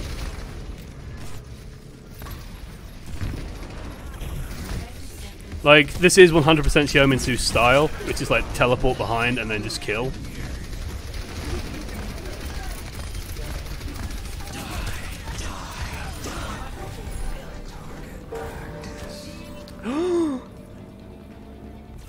Okay. Oh, we got a random Moira orb. That's always fun. One of the big advantages of this Mei, one of the huge advantages of this Mei, is that you have her for second point. And that's a problem. Because Blizzard is a really fucking good ulti. Even if you didn't catch people there, I think he froze Janu ultimately. It still split the hell out of the team. The amount of zoning alone that ult does. So again, they engage early. And everyone is just so confused about where they want to be. Striker is also confused about where he wants to be. It almost acts as bait for Haxal. He didn't need to punch that.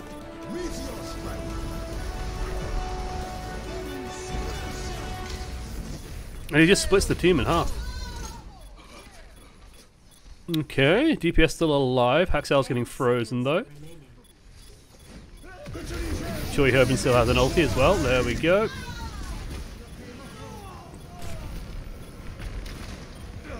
And there we go.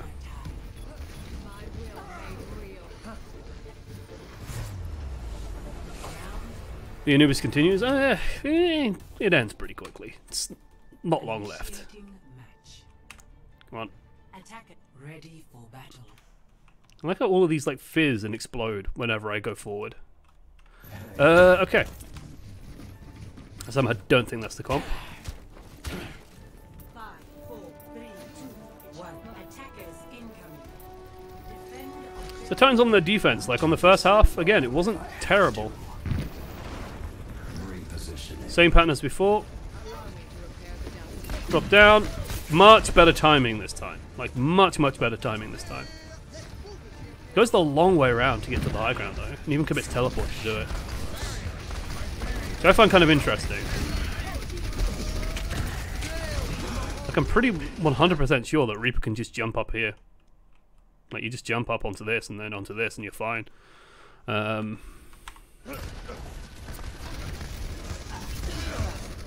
Because this is a problem. This is a big problem. What happened, Striker? How did you do this? Sigma's barrier's down. No barrier's up. Doomfist doesn't explode this time because Yemensu's out of position. Sinatra... The other pushes, Sinatra tended to just explode. He'd do this punch. Literally this punch.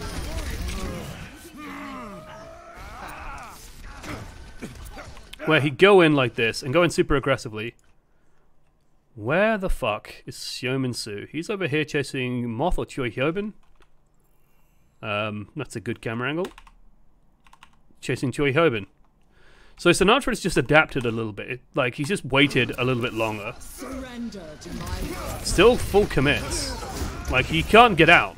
At that point, he's fully he's used all of his cooldowns. He's in.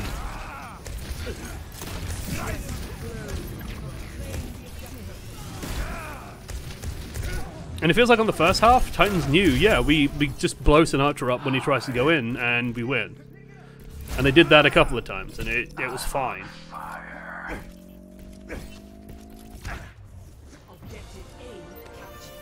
And part of why I like Sinatra is, yeah, he's setting up. He's like already good to go. They know what they want to do. They know who they want to focus. Is Violet Coalescent still ready?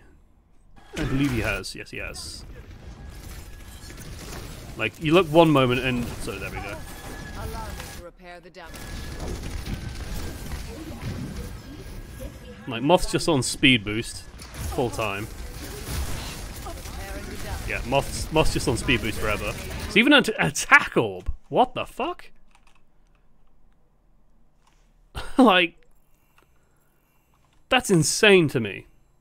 So Shock very clearly had this plan of, yeah, Moth, you literally do not leave speed boost. Like, no matter how scared you get, do not leave speed boost. Surrender to my will. Twilight's on 50%, Violet's on 100. Jesus. It's not like the thing that gets me is it didn't look like they were playing especially defensively as Violet does a couple of squats just to round it out. That's insane. Like, you know, when you see strats like this that are like, oh, we'll get a super fast nano boost or a super fast coalescence or whatever, we'll try and build the support ulti, you generally see the team like play super defensively, super passively. My will made real. And yeah, they're not going like super ham or super aggressive, you know, Striker's backing away a little bit, but it doesn't look unusual. Like, nothing about this looks abnormal.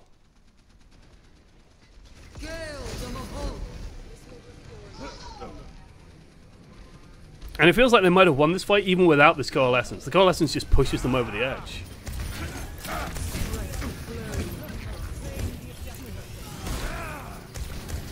What really blows my mind is that Moth and Slime are about equal on ult charge. What the fuck? What was Slime doing? I'm guessing Moth was just doing damage during all this time and it's like finally gone to heal.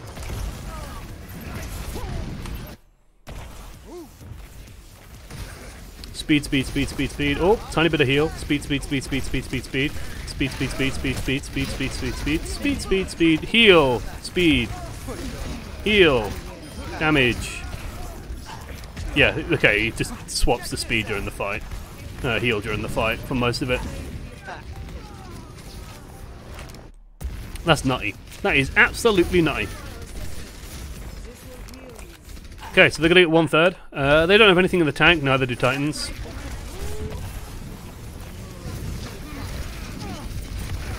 There's like the value of Lucio on this map, by the way. Like, that is nuts. It just shoves all the tanks into people. The counter coalescence doesn't really seem to do much. Tizzy dies during it. That shouldn't happen.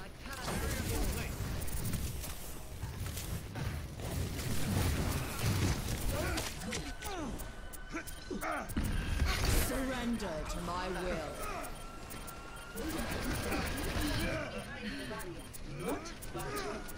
Yeah, Tizzy just gets completely surrounded, killed.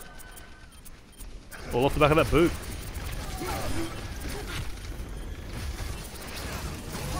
I mean, it's not over. Still actually good for Titans. Real good for Titans now. Should be over. There we go. My keen analytical mind detects a pattern. My keen analytical mind detects a pattern. Brr, brr, brr, brr, brr, brr. These floating orbs. I wonder if they'll fix this at some point. Probably still be in the World Cup view of that bug. Okay.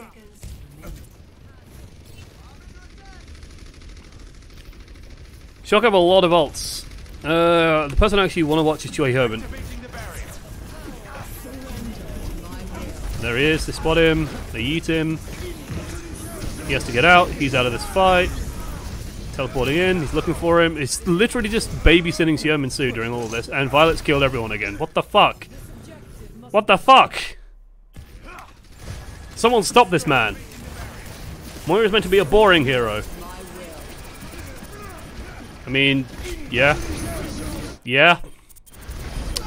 Yeah. Yeah.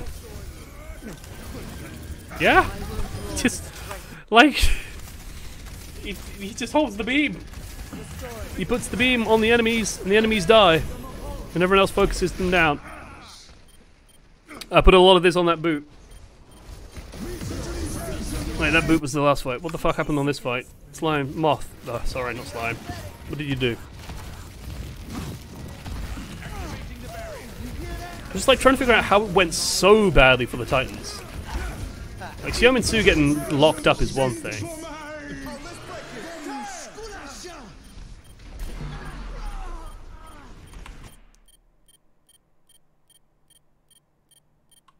Slime didn't get his ult off. That's...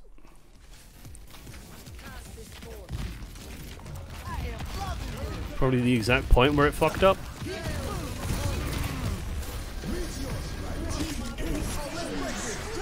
Yeah, okay. That makes a lot of, like, that explains pretty much everything. I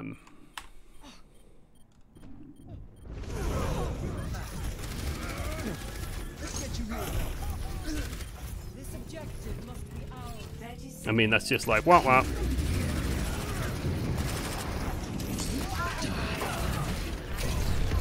And then it's 2 CP. There we go. Already much Slime could do that? No, not really. Like, he could have... No, not really. Not with, like, the position he took. I was gonna say he could have built his ult slightly faster and then been more ready for it or some shit, but...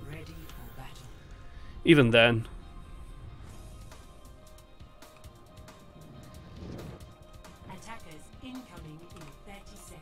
like, he was still fairly passively positioned. The Titan still took a fairly passive, like,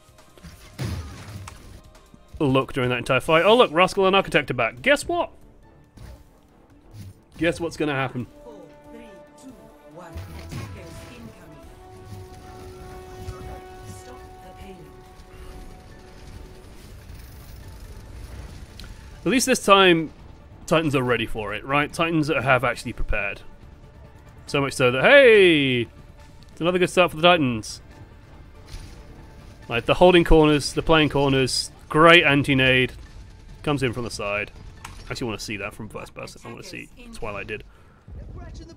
So yeah, they're playing Bastion, guys. Set up for Bastion. It's actually, wow. Okay, that's nuts. Beautiful.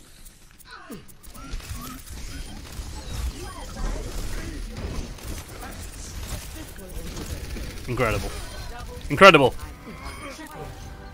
Good lad, Twilight. It's very nice to see him playing Ana.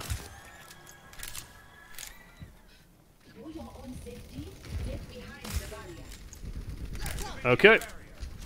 Well, hey, did Shock give up on this strat? No, not in the slightest. They just set up slightly better for it. Rascal doesn't get annihilated. I mean, you can't fight this barrier to barrier. You've got to, like, Titans have to do something. And I think this is part of why Shock won this so hard, is it feels like the Titans... when they had Bumper, they took initiative, because Bumper just did something stupid every single time. And that was fine. Like, the Titans could play around it.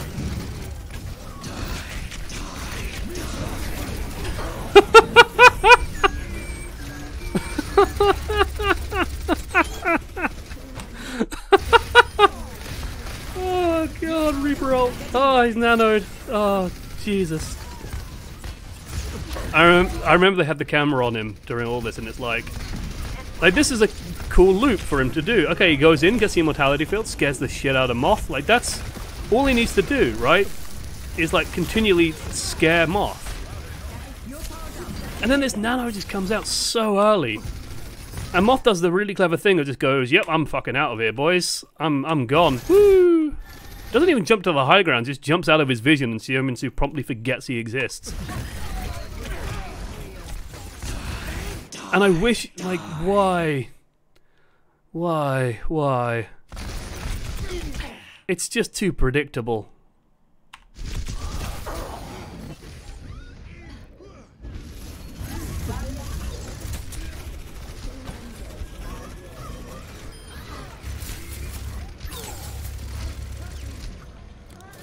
God bless you for trying, Twilight.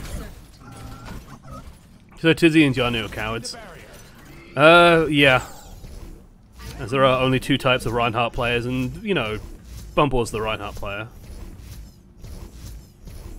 If Tizzy and Janu are playing Reinhardt, they're certainly not playing it the style that Bumper plays it, which is the other style. I appreciate the huge amount of effort Joy Herbin is going through to try and protect this Bastion. Oh look, we're back to this, except there's no Nano this time. There's a Moira instead, but like watching a machine, like, and it was about at this point of the night that I started getting really sad because I remember that Architect plays a pretty mean Widowmaker, and like this is what he's doing. You know, this is like an incredible hit scan player, and he kind of got to show it here. It's just like bang, dead, bang, dead, bang, bang, barrier, bang, dead.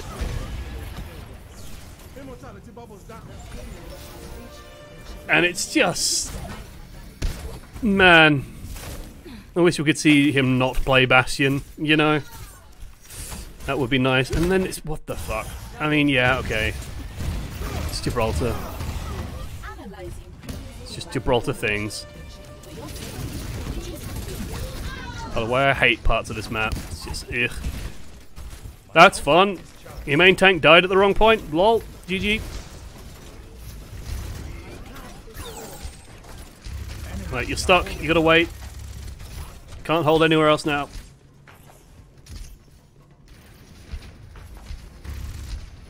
I mean, they're doing a great job just boxing them in, just saying, hey, like, you can't come out. You don't get to fight here. Big ult coming out of Rascal. Let's take a look at how the Titans respond. They get their ass frozen. Makes sense. The thing is, like, all of this, all that is happening down here, I think is off the wages of that kill onto Tizzy, which then lets Architect set up here, which lets Rascal get up here, which lets them block this off, which means they jump down on this side, which means Rascal just freezes over here, and they all get stuck over here with a Bastion shooting down at them in perfect position. Like, it's just perfectly set up.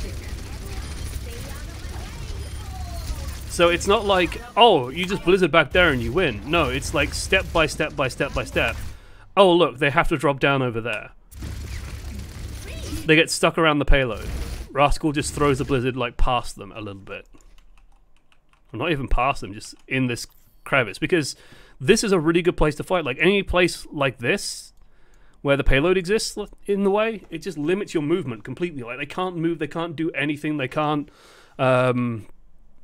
push through this because they're pushing into shitloads of damage. They're pushing into the entire enemy team, immortality field, all that, and they can't get away from it fast enough to stop the blizzard fucking them. So yeah, it's like a perfect location to take this fight, all set up because of the shock just completely stole initiative.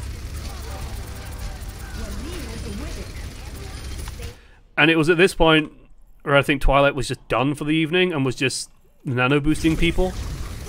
Like, this is like the third nano boost that has just been really dubious.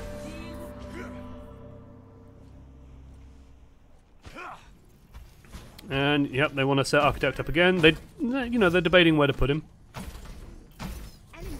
Like, clearly Joy Herbin wants him to go up there. There we go. Hello, Xiaominsu. Goodbye, Xiaominsu. I love this choice of Architect just to go forwards and just take the fight. Hi. Bye. Like, Maywall's not going to stop him. And it feels like Titans are just... Whoever they scrimmed clearly did not play the Bastion strat because they just look confused. Like, they're trying to just, like, rush to set up in locations that they can't set up in, and they just lose again and again and again and again.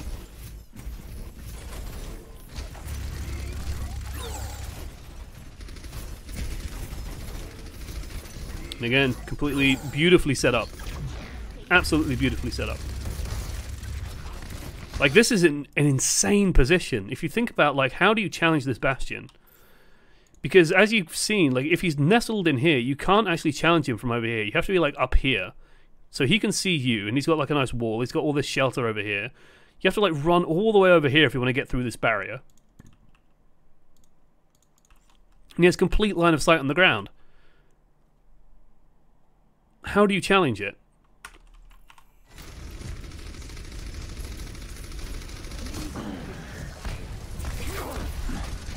I suppose the answer is you don't, which is what the Titans are trying. So they're just going to fight here on the low ground. Excel actually got that blizzard off. Hey, they got the blizzard off. There we go.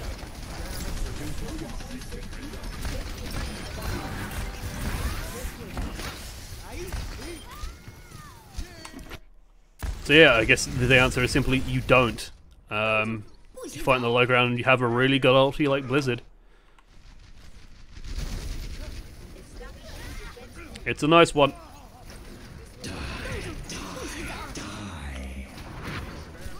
In theory, I think Rascal could swap to Pharmacy here.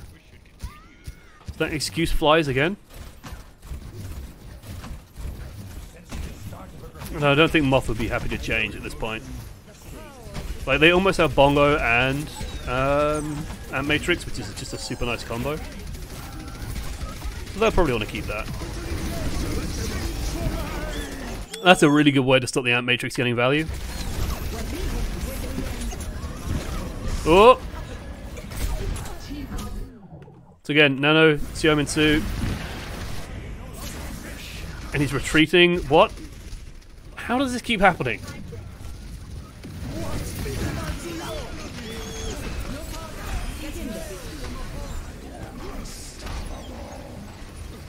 He Wraith forms out of safety, out of like fear, and then like just as the Nano comes onto him. And it feels like a mismatch between Xiaominsu and Twilight at this point. I want to see that one more time from Twilight's perspective, because You're powered up. Get in there. like honestly, I think Twilight got it right here. I think Xiaominsu just panicked. Because he gets the kill on that, and then just, like, instantly wraiths, and just goes, oh shit, I gotta get out of here. And it's like, no you don't. No you don't. And especially now, like, he could probably come out of this and just kill Bastion. He's afraid because he's anti-heal? No, he's... there's no armor on the opposite side. Don't worry, it's easy to make the mistake, because it's the same color on the viewer. It's a really annoying problem.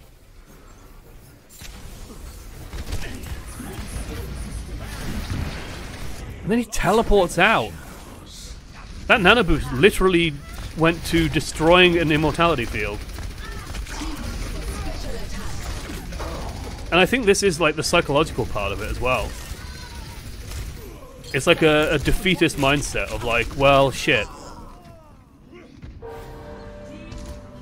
Like, we're gonna lose this fight. I need to just get out and be safe. I need to do the safest thing. This is not the safest thing.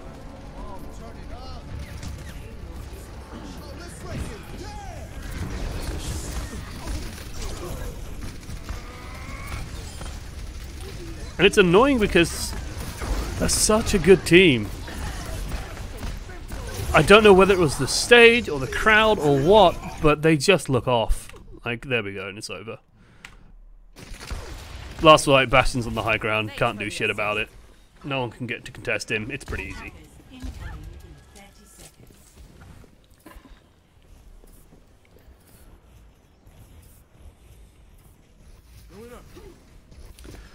Same theory as earlier.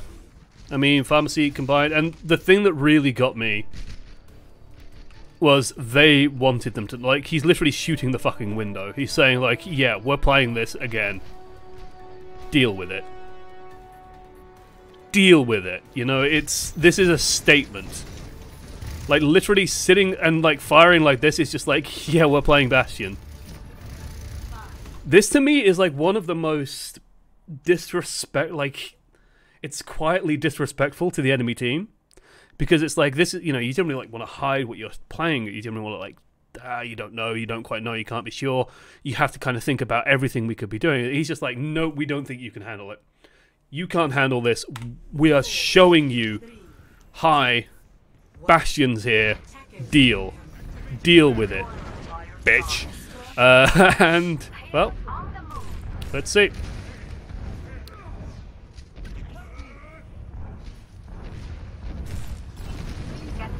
Step by step, the Reaper gets closer.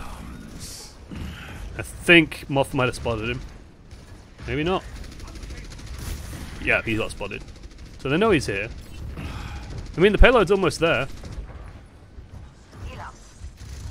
I mean, it's like they're trying to sneak this payload through. I appreciate the balls. It's not going to win them the game, though. Is he going to go all the way around again? Much better. And this is where it feels like they're just completely mentally boomed. Like, they don't know what they want to do. They kind of vague, and again, this is where it speaks to, like, their scrim partners. Like, who are they scrimming? Did they ever practice against this Bastion stuff? Because they just look completely confused about what they want to do. Like, Haxal's, like, they know that, well, like, melee lifting the Bastion is, like, a thing that people do. So what we'll try and do is, like, we'll do that, and then question mark, question mark, question mark, and then profit. Like, okay, we've lifted the Bastion. Sleep dart? No, no. Choi Hyobin's there. There we go. Oh, no, not quite. Almost. It's almost beautiful. I mean, they snuck the payload through, but it still took them a minute to do it. Lol. And this is the really awkward part, is, yeah, like, getting through this fucking corner here. Well, not corner, but, like, the car wash. Because they're potentially pushing out with, like, a Bastion behind them, which is just really uncomfortable. Although they get, like, one hell of a pull, but it's like, hi, Architect! Hi! Hello! Oh, wait, Rascal's here. Is he not affected by that? Oh, yeah, he is. It just doesn't show up on the health bar there. That immortality field is actually absolutely brilliant. Oh my god, I love that so much. I think that's, like, completely coincidental. I don't think that's, like, super intentional by Violet, but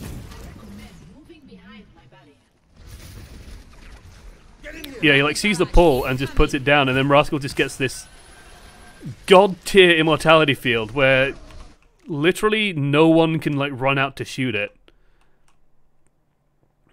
You can't contest that because the fire will just freaking kill you. Oh, that's so good. That's so good. At this point, the Bastion doesn't even matter. Hi, Xiaominsu. It's over a minute, the Reaper didn't do much, almost no damage. I mean, yeah. He hasn't had a chance to get in. He hasn't found a way in. The rest of his team hasn't gone close, and he can't just run up to them.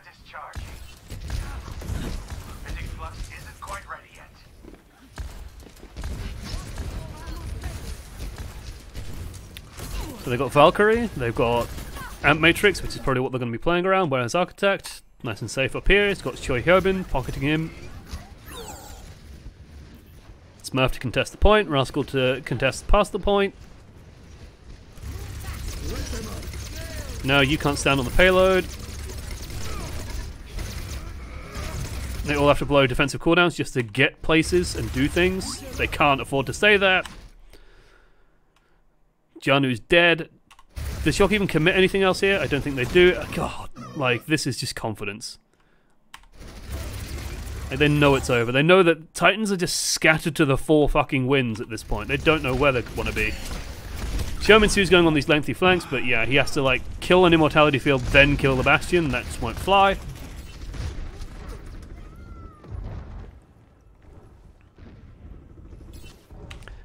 And the downside here is even when Haxal gets this blizzard, you can't blizzard this. Like the positioning is too strange to blizzard.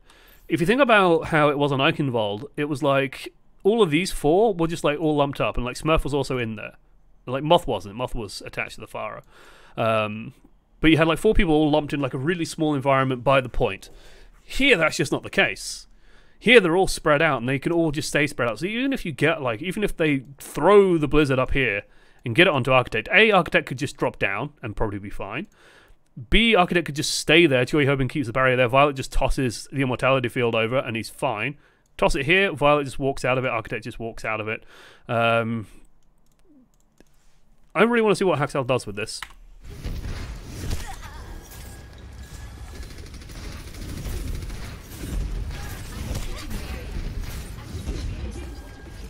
Does he just throw it onto Smurf?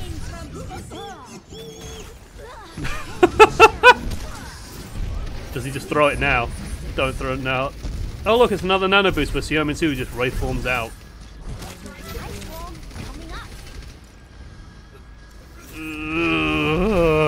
God, I want to see Xiaominsu what happens, son. Oh, that's not Xiaominsu. You're powered up. Get in there, she cries. I'm unstoppable. Oh fuck, there's a tank. Oh shit, I'm on my own here. There's literally no one on my team anywhere fucking near me. Janu, you gonna help out? Oh, there's the help. Oh wait, no, it's gone. Xiaominsu's out. He doesn't trust his team. He doesn't trust that his team's gonna cover him. He's gone. Like, I appreciate what they're trying to do with this Reaper, but man, it ain't working. And then, oh god, I remember this wacky shit happening over here. Like, there's Twilight and Janu having a good time over in this side room, and it's a beautiful sleep dart. Like, Twilight is no slouch. You can hit them shots. You can hit them. You can do it. So then you get this wacky moment over here.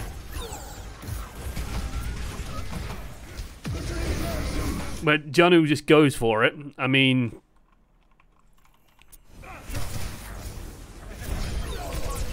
the nice part is, he gets it. Like, it actually pays off because, hey, Flux is a good ult. He basically 2v6s their entire team. And you're just kind of going, what the fuck? What? What? Like, was Architect caught in that? Yep, Architect was just caught on the edge of that. But... and he does so much damage! Oh my god! I think if Architect's stuck in tank form, he might have been able to survive that. And meanwhile, like, Moth, nowhere to be found, can't help him. Because the danger here is, like, if they trade, like, let's say they trade in here, and Janu gets rid of Choi Hyobin, but he didn't actually manage to get the Bastion there, then Moth just comes along and reses Choi Hyobin. And suddenly there's just no value. Because he gets both, shit can actually happen.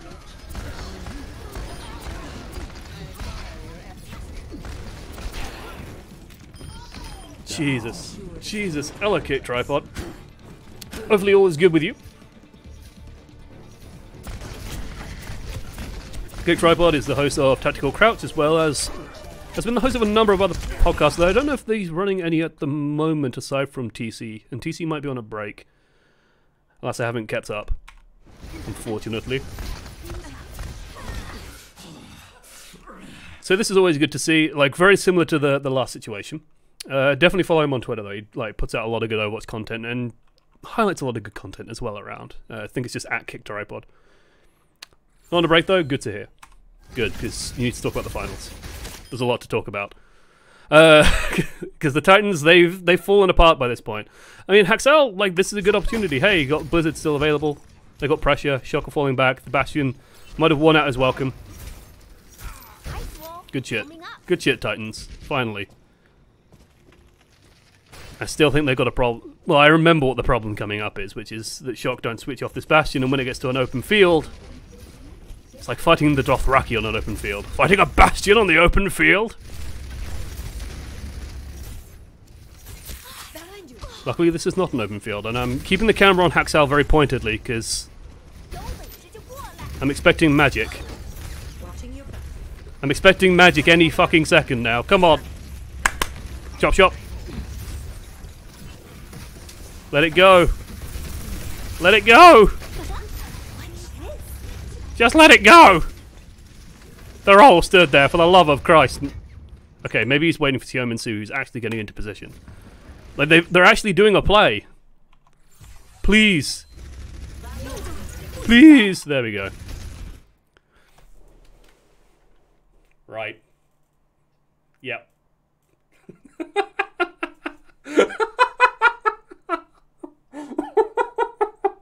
Oh no. Oh god. It's just the way he casually, it just looks like he just puts his hand and just like Snowball just flies it, he just grabs it and just like crushes it, just no. Like oh no, it's just the worst. This poor robot. Oh fuck me. I legitimately forgot that happened. I remember there was something that was going to disappoint me greatly. Oh, Jesus. It's like all this work. The Titans are like finally actually setting up a play against this Bastion. They're actually like getting Xiaomin Su in place, taking their time, not doing anything crazy. There's just one point where this can really fail. And that's... And here's the thing, I think Shoyopia, he reacts. He reacts. He does it in reaction, right? It's not even... He just hears it, and it's literally like a Zarya versus Diva situation, where it's like if the Zarya just lobs something long range, the Diva just goes, oh, I can hear it coming, and then just presses right click. It's exactly the same situation. All these people would be frozen so wonderfully. Luckily, it looks like the shock fuck up anyway, which is a good thing. For the Titans, at least. Yeah, Architect panics. Which, honestly, like, I don't blame him. You don't expect the enemy team to mess up this badly. And it just removes all the pressure. Because there should be a Bastion shooting here, and like Choi Hyobin's thinking, haha, I have caught Xiaomin Su out of position now because they are not frozen. My trusty Bastion. Oh, he's not there anymore. So it's literally a comedy of errors at this point.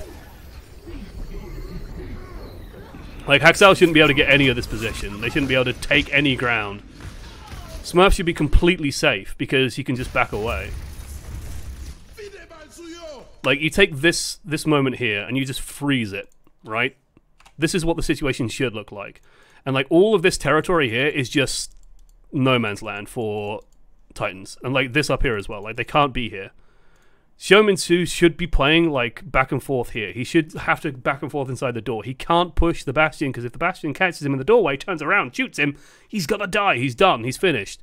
So it's like... this realization that Architect doesn't have of, oh, the Blizzard got caught. So wait for it, wait for it. Like the moment the Blizzard comes out, Architect fires some shots and is transforming. Like, so he's reacting to it as well. But he doesn't make the like follow-up reaction of, oh, it was caught. And still drops. And I think like it's probably like at this exact moment he realizes, fuck, wait, I didn't need to do that. Because yeah, he's looking back up there and it's like, oh shit. Like that's a problem. And then Twilight just nails him because Twilight's good. And like, as many blunders as Twilight has made in terms of deploying these nanos super early, and like when Xiaomin Su's not quite ready for him, or the coordination between him and Xiaomin Su doesn't seem there, he's not missed a trick in terms of aiming, sleep darts, all this kind of stuff. It's been flawless. Except he missed that one. Of course he does. Of course he misses that one. But still a thing of beauty. It is still a thing of beauty. So hey, Titans can go set up. They can take ground away. Like, steal all the ground. Take everything. Take absolutely everything from them. Let's get rid of these because we don't need them anymore. Take all the ground from them. You can't let this Bastion set up somewhere good. Except... for fuck's sake, guys. Yeah. Yeah. And then, oh, I remember watching this and thinking, like, what the hell are you doing, Janu?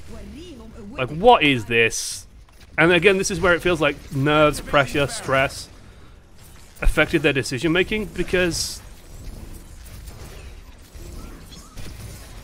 there's no, like, he's here and he's threatening, and like, this is good. This is fine to do. He's being a threat, he's being annoying. No one can like run over and deal with him. They can't get rid of him. Because he's got all his defensive cooldowns and he's fine and he'll be like healed up. And then he does this. Where's Twilight? Would be kind of be in vision. Oh wait, Joey Herbin's blocked it. Xiaomin Su, you ready? No. Nope. Slime, you ready? I think I just saw. Oh no, the beam just about no, maybe not. Maybe not. Maybe the beam doesn't reach. There we go. It's kind of tickling them now. Yeah. And to add insult to injury, Janu, when he does this ultimate, just walks forwards, like out into the open, and corners himself. So this is like the most important ultimate. This is the equivalent of, you know, when you're in plat, and Azaria just fires a grav into the end. Like, if this is literally the equivalent of just firing a graviton surge here now. And going, oh my god, team, where were you? What the fuck? I got 4 of them. And it's like, yeah, dude, like, no one is ready for this. And he walks out into the corner, frozen, shot. Yeah, block the Mei. We have the KO Can. Or KO Ken, rather. Unfortunately, it's more of the KO Can't. Yeah. The enhanced Kamehameha just doesn't end up doing much, because it never really does. I mean, as far as desperation plays go, sure. Baptiste literally just gets out of line of sight and just heals through it. I mean, especially with the bonus healing from Violet. Easy. Frozen. Blizzard. Oh, it finally comes through. Hey! We landed one. Hope Springs Eternal, but Rascal has his Blizzard. You don't have Janu either. That's a big source of damage. Moth is fine, still healing people. And now we're going to see Architect just kill everyone over and over again. Like, they're going to stop messing up this wall when Mei comes out. There we go. Waiting, waiting, waiting. Janu's being annoying on the side. There we go. And this is a problem. How do you handle this? Like, the only answer I can really think of is, like, if you teleport Xiaomin up there and, like, nano him the moment he comes out of the teleport, or nano him just as he's teleporting, then maybe he can do something up there. But, like, this is just a nightmare to handle. And I do kind of like the answer that Xiaomin Su has of teleport underneath them. And then when, like, someone does get pulled off, like, if you can have the Orisa try and, like, pull people off to the side here or to the side here and try and, like, yank people down so Xiaomin Su can threaten them. Kind of cool. So I do appreciate that, like, the plan of get underneath them with Xiaomin Su and try and cause problems is, like, one solution. But the issue that they face is that they have nothing threatening. Like, they need another threat pushing this way for Xiaomin Su to actually get something done. Like, you need to be causing problems that means that Choi Hyobin and Rascal can't just turn around and just deal with him. Which, of course, means pushing into Architect. I like how he shoots at his own Sigma for a second.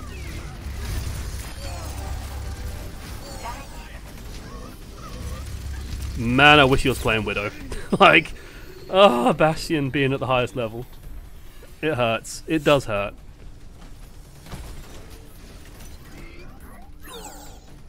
You can look on the bright side and say, like, it really highlights how good the Shock are in terms of team play, trusting each other, working with one another, setting up and, like, having good plans about what they want to do on each point. They clearly have a good understanding of how they want to play this comp and have practiced and have made it work. It's still a Bastion, man.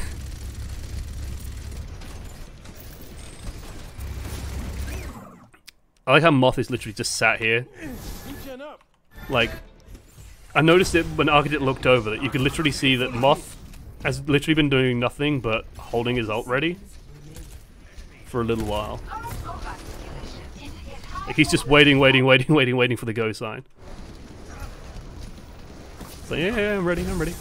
Oh, lifted. Field.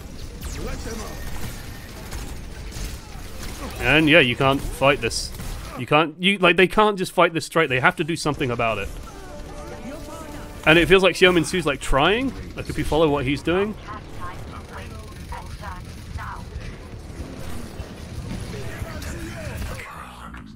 And what I want to see is when they do this Mei lift, like the Mei lift isn't a bad idea for this. They get the Mei lift. The thing is, the follow-up has to be Twilight. Like, they have to get a sleep dart on it, because you can't snipe it. You don't have the range or anything ranged enough to do it. Like, he's shooting at it, because sleep is on cooldown. Why is sleep on cooldown? Twilight? What's happened? Why have you used sleep dart? You need that sleep dart for the Bastion. If they sleep the Bastion, they can win this. And it's definitely not impossible to do, especially when Choi Hyobin on the low ground. Fires it off too early. Again, this highlights again, and I think this circles back to the point that whoever they scrimmed, they didn't practice against this comp, or they barely practiced against this comp, or they underestimated this comp, and they did not think it would be as threatening as it was. Because if they sleep the Bastion here, they're actually pretty fine. Like, they'll be okay. The Bastion will be down and out. No one will be able to shoot it, because they literally have enough problems just trying to shoot it anyway. But they're trying to overwhelm it with damage. And, like, Immortality Field only comes out now. They just don't have anything to deal with it. Choi Hyobin gets this wonky barrier, because he's dropped down to try and handle it. And it's just like, to try and handle shit on the ground. And Rascal just runs up and blizzards on the point. Yeah. Yep, good try, Reaper. I mean, yep. Once he stopped holding, he becomes more dangerous. Do you really want to stop him doing it?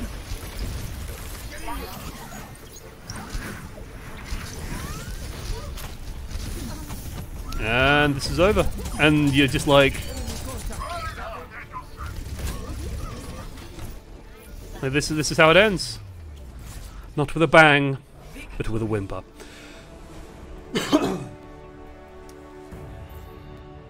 It felt like the Titans were underprepared. Like, they just were not prepared for this meta. I don't know whether it was because, like, the issue that the Overwatch League teams face is this, while I'm on this handy black screen. As the teams get knocked out, so you got like this double limb bracket, right? So you have like your bracket, and then your bracket, and then your bracket, and then you've got your double limb bracket, which looks more like this. And as teams get knocked out, boosh, boosh, boosh, boosh, boosh, boosh, whatever, they just go, okay, well, we're done. Like, we're finished. Like, a team that was knocked out, like, let's say, take Gladiators, or Rain, or anything like that. Once they're knocked out, yeah, they're done. Like, there's no incentive for them to stay and scrim with the Titans. What are they practicing for? Next year? Like, yeah, they're just finished. Like, they want to take a break. So the only teams that they can really scrim against are going to be contenders teams. Whether they're Korean contenders or Western contenders. Korean contenders. So it must be an awkward position because you watch the Shock just, like, get game after game after game after game, refining the strat that they were working through in the lower bracket, making it better and better and better. And if no one else is playing that Bastion stuff, yeah, no wonder the Titans look bad against it. It's the same issue that people ran into dealing with the Shanghai Dragons. The Shanghai Dragons were the only people playing like this Widow Farah comp in Stage 3, and no one else seemed to be playing that style. So by the time it rolled around to the finals, no one could deal with it. No one seemed to be ready for it. So yeah. They just looked... And I think the scary thing about the Shock is, as good as they are on this strategy, like, they still look dominant on the Reaper Doomfists. It wasn't like they were losing Reaper Doomfists and, like, Titans were just better at Reaper Doomfist or more practice on Reaper Doomfist. No. Shock were just as practiced, if not scarier, on Reaper Doomfist than this Bastion stuff. But they just looked bad against the Bastion stuff. Like, I think the people saying, like, oh, they should have played a different hero comp. I don't think that's the case. I think they just like, the comp they had was fine. They just played it poorly. They did not play it properly against the team comp they needed to, and that's why they lost. Kind of simple. Shock were the better team on the day. Shock have been consistently one of the best teams in the league. They became even stronger towards the end. Stellar performance. As far as I've heard, like the team culture in that team as well is just like extremely professional. Like they try hard every single game. They don't fuck about much. And even when they do, it's still in like the sense that they still play super, super hard. They don't mess around in like really stupid ways, trying like dumb heroes and things like that. They legitimately try every single game because it feels like they've been burned in the past, and they've kind of learned. They learn from that as Chili Herbin doesn't get lifted. Yeah, it's an incredible team, and they did a fantastic job. The final thing I'll comment on before we finish up today is the news about Spitfire. Spitfire took some losses today. Took a bunch of losses today. A bunch of their players were booted from the team, basically.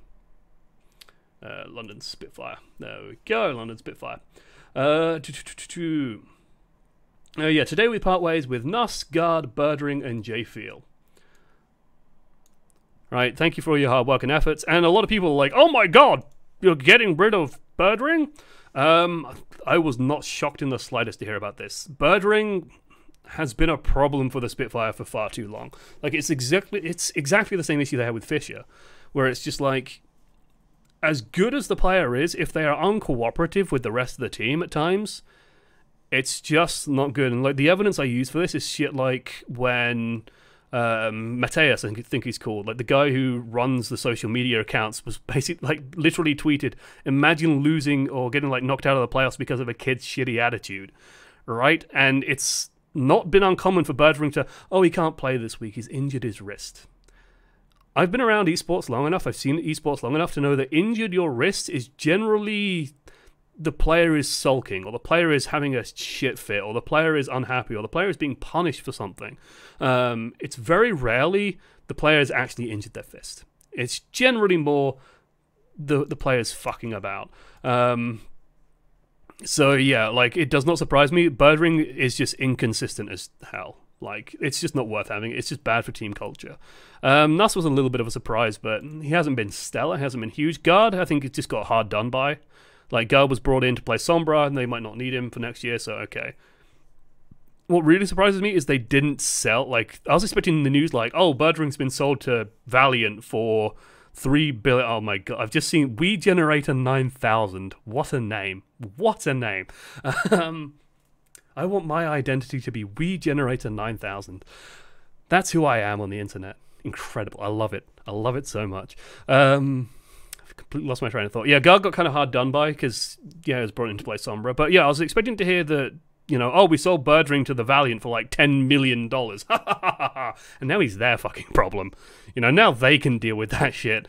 That's more what I was expecting. Less that, oh, we just part ways with him. Like, because I'm sure someone will buy him. Maybe someone has bought him for a ton of money. I don't know. But there we go. No, I think the contracts end, like most of the contracts were 2-year contracts anyway, so they're just done. 1 year or 2 year contracts.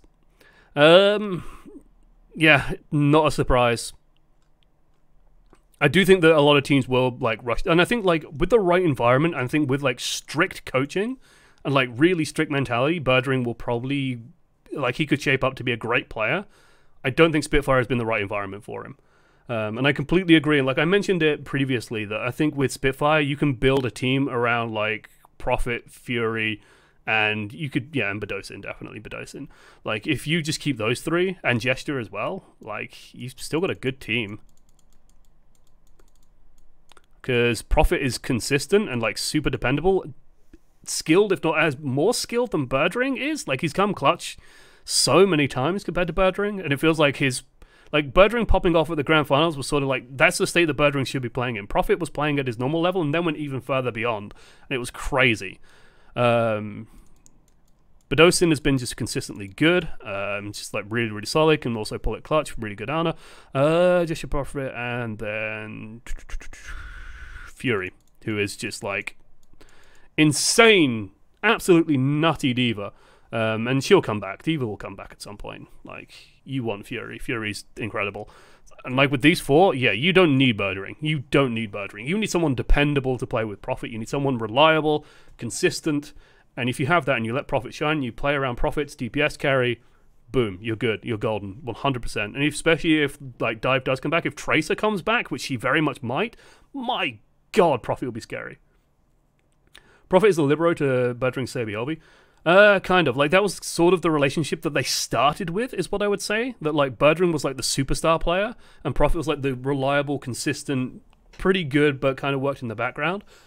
And then it felt like, over time, Prophet just kept getting better and better, and Birdring was just, like, up, down, up, down, up, down, up, down, up, down. Oh, I'm not playing this week. Oh, I'm not playing in the fucking playoffs, because some reason Guard just shows up out of nowhere and looks completely shit.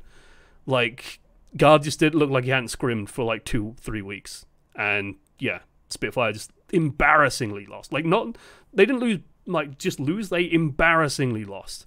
In a meta that they should be okay at. It's very frustrating. Like, as someone who likes Spitfire,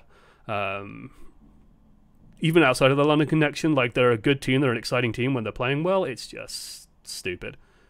I was thinking about wide hero pools too. Yeah, I'd say Prophet. I mean, when I think Prophet, I mostly just think like Tracer and Hanzo. Sabiobi been phased out for Libero? No. Sabiobi's actually made a pretty good comeback. As long as he doesn't play Sombra anymore, for the love of God. Nusguard and Birdring? Yep. Like I said, Birdring's no surprise. Nuss is a bit weird, but hey. Guard, I think, just got hard done by. Like, I don't, like, maybe there's reasons behind the scenes of why they got rid of Guard. Maybe Guard wants to have opportunities elsewhere, I don't know. And yeah, the coach Jay Feel. But judging from, like, the Spitfire's issues, like, I think they just need a really strict coach. Like, they need someone to really lock the team down. So yeah. But otherwise, that's probably where I'm going to wrap it up.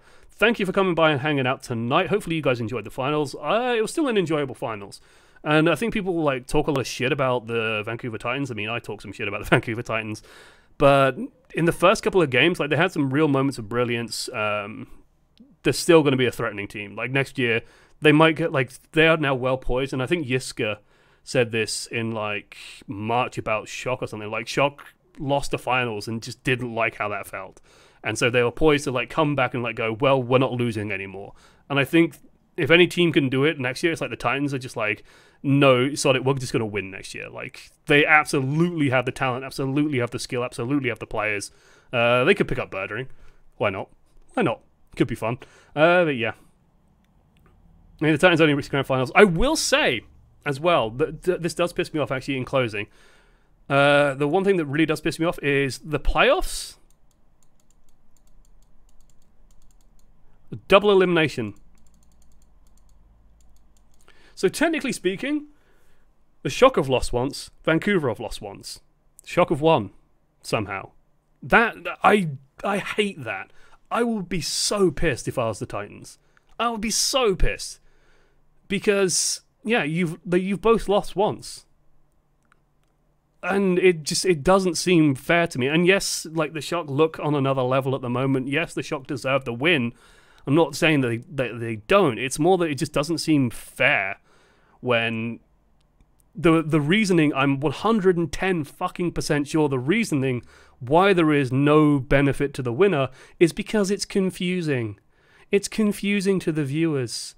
Oh, they get confused if we had to, like, reset the bracket, or if Vancouver were 1-0 up, because we had this exact problem in Scrim Central, where teams were confused by why is one team starting 1-0 up? And it's like, well, they haven't lost and it's double limb.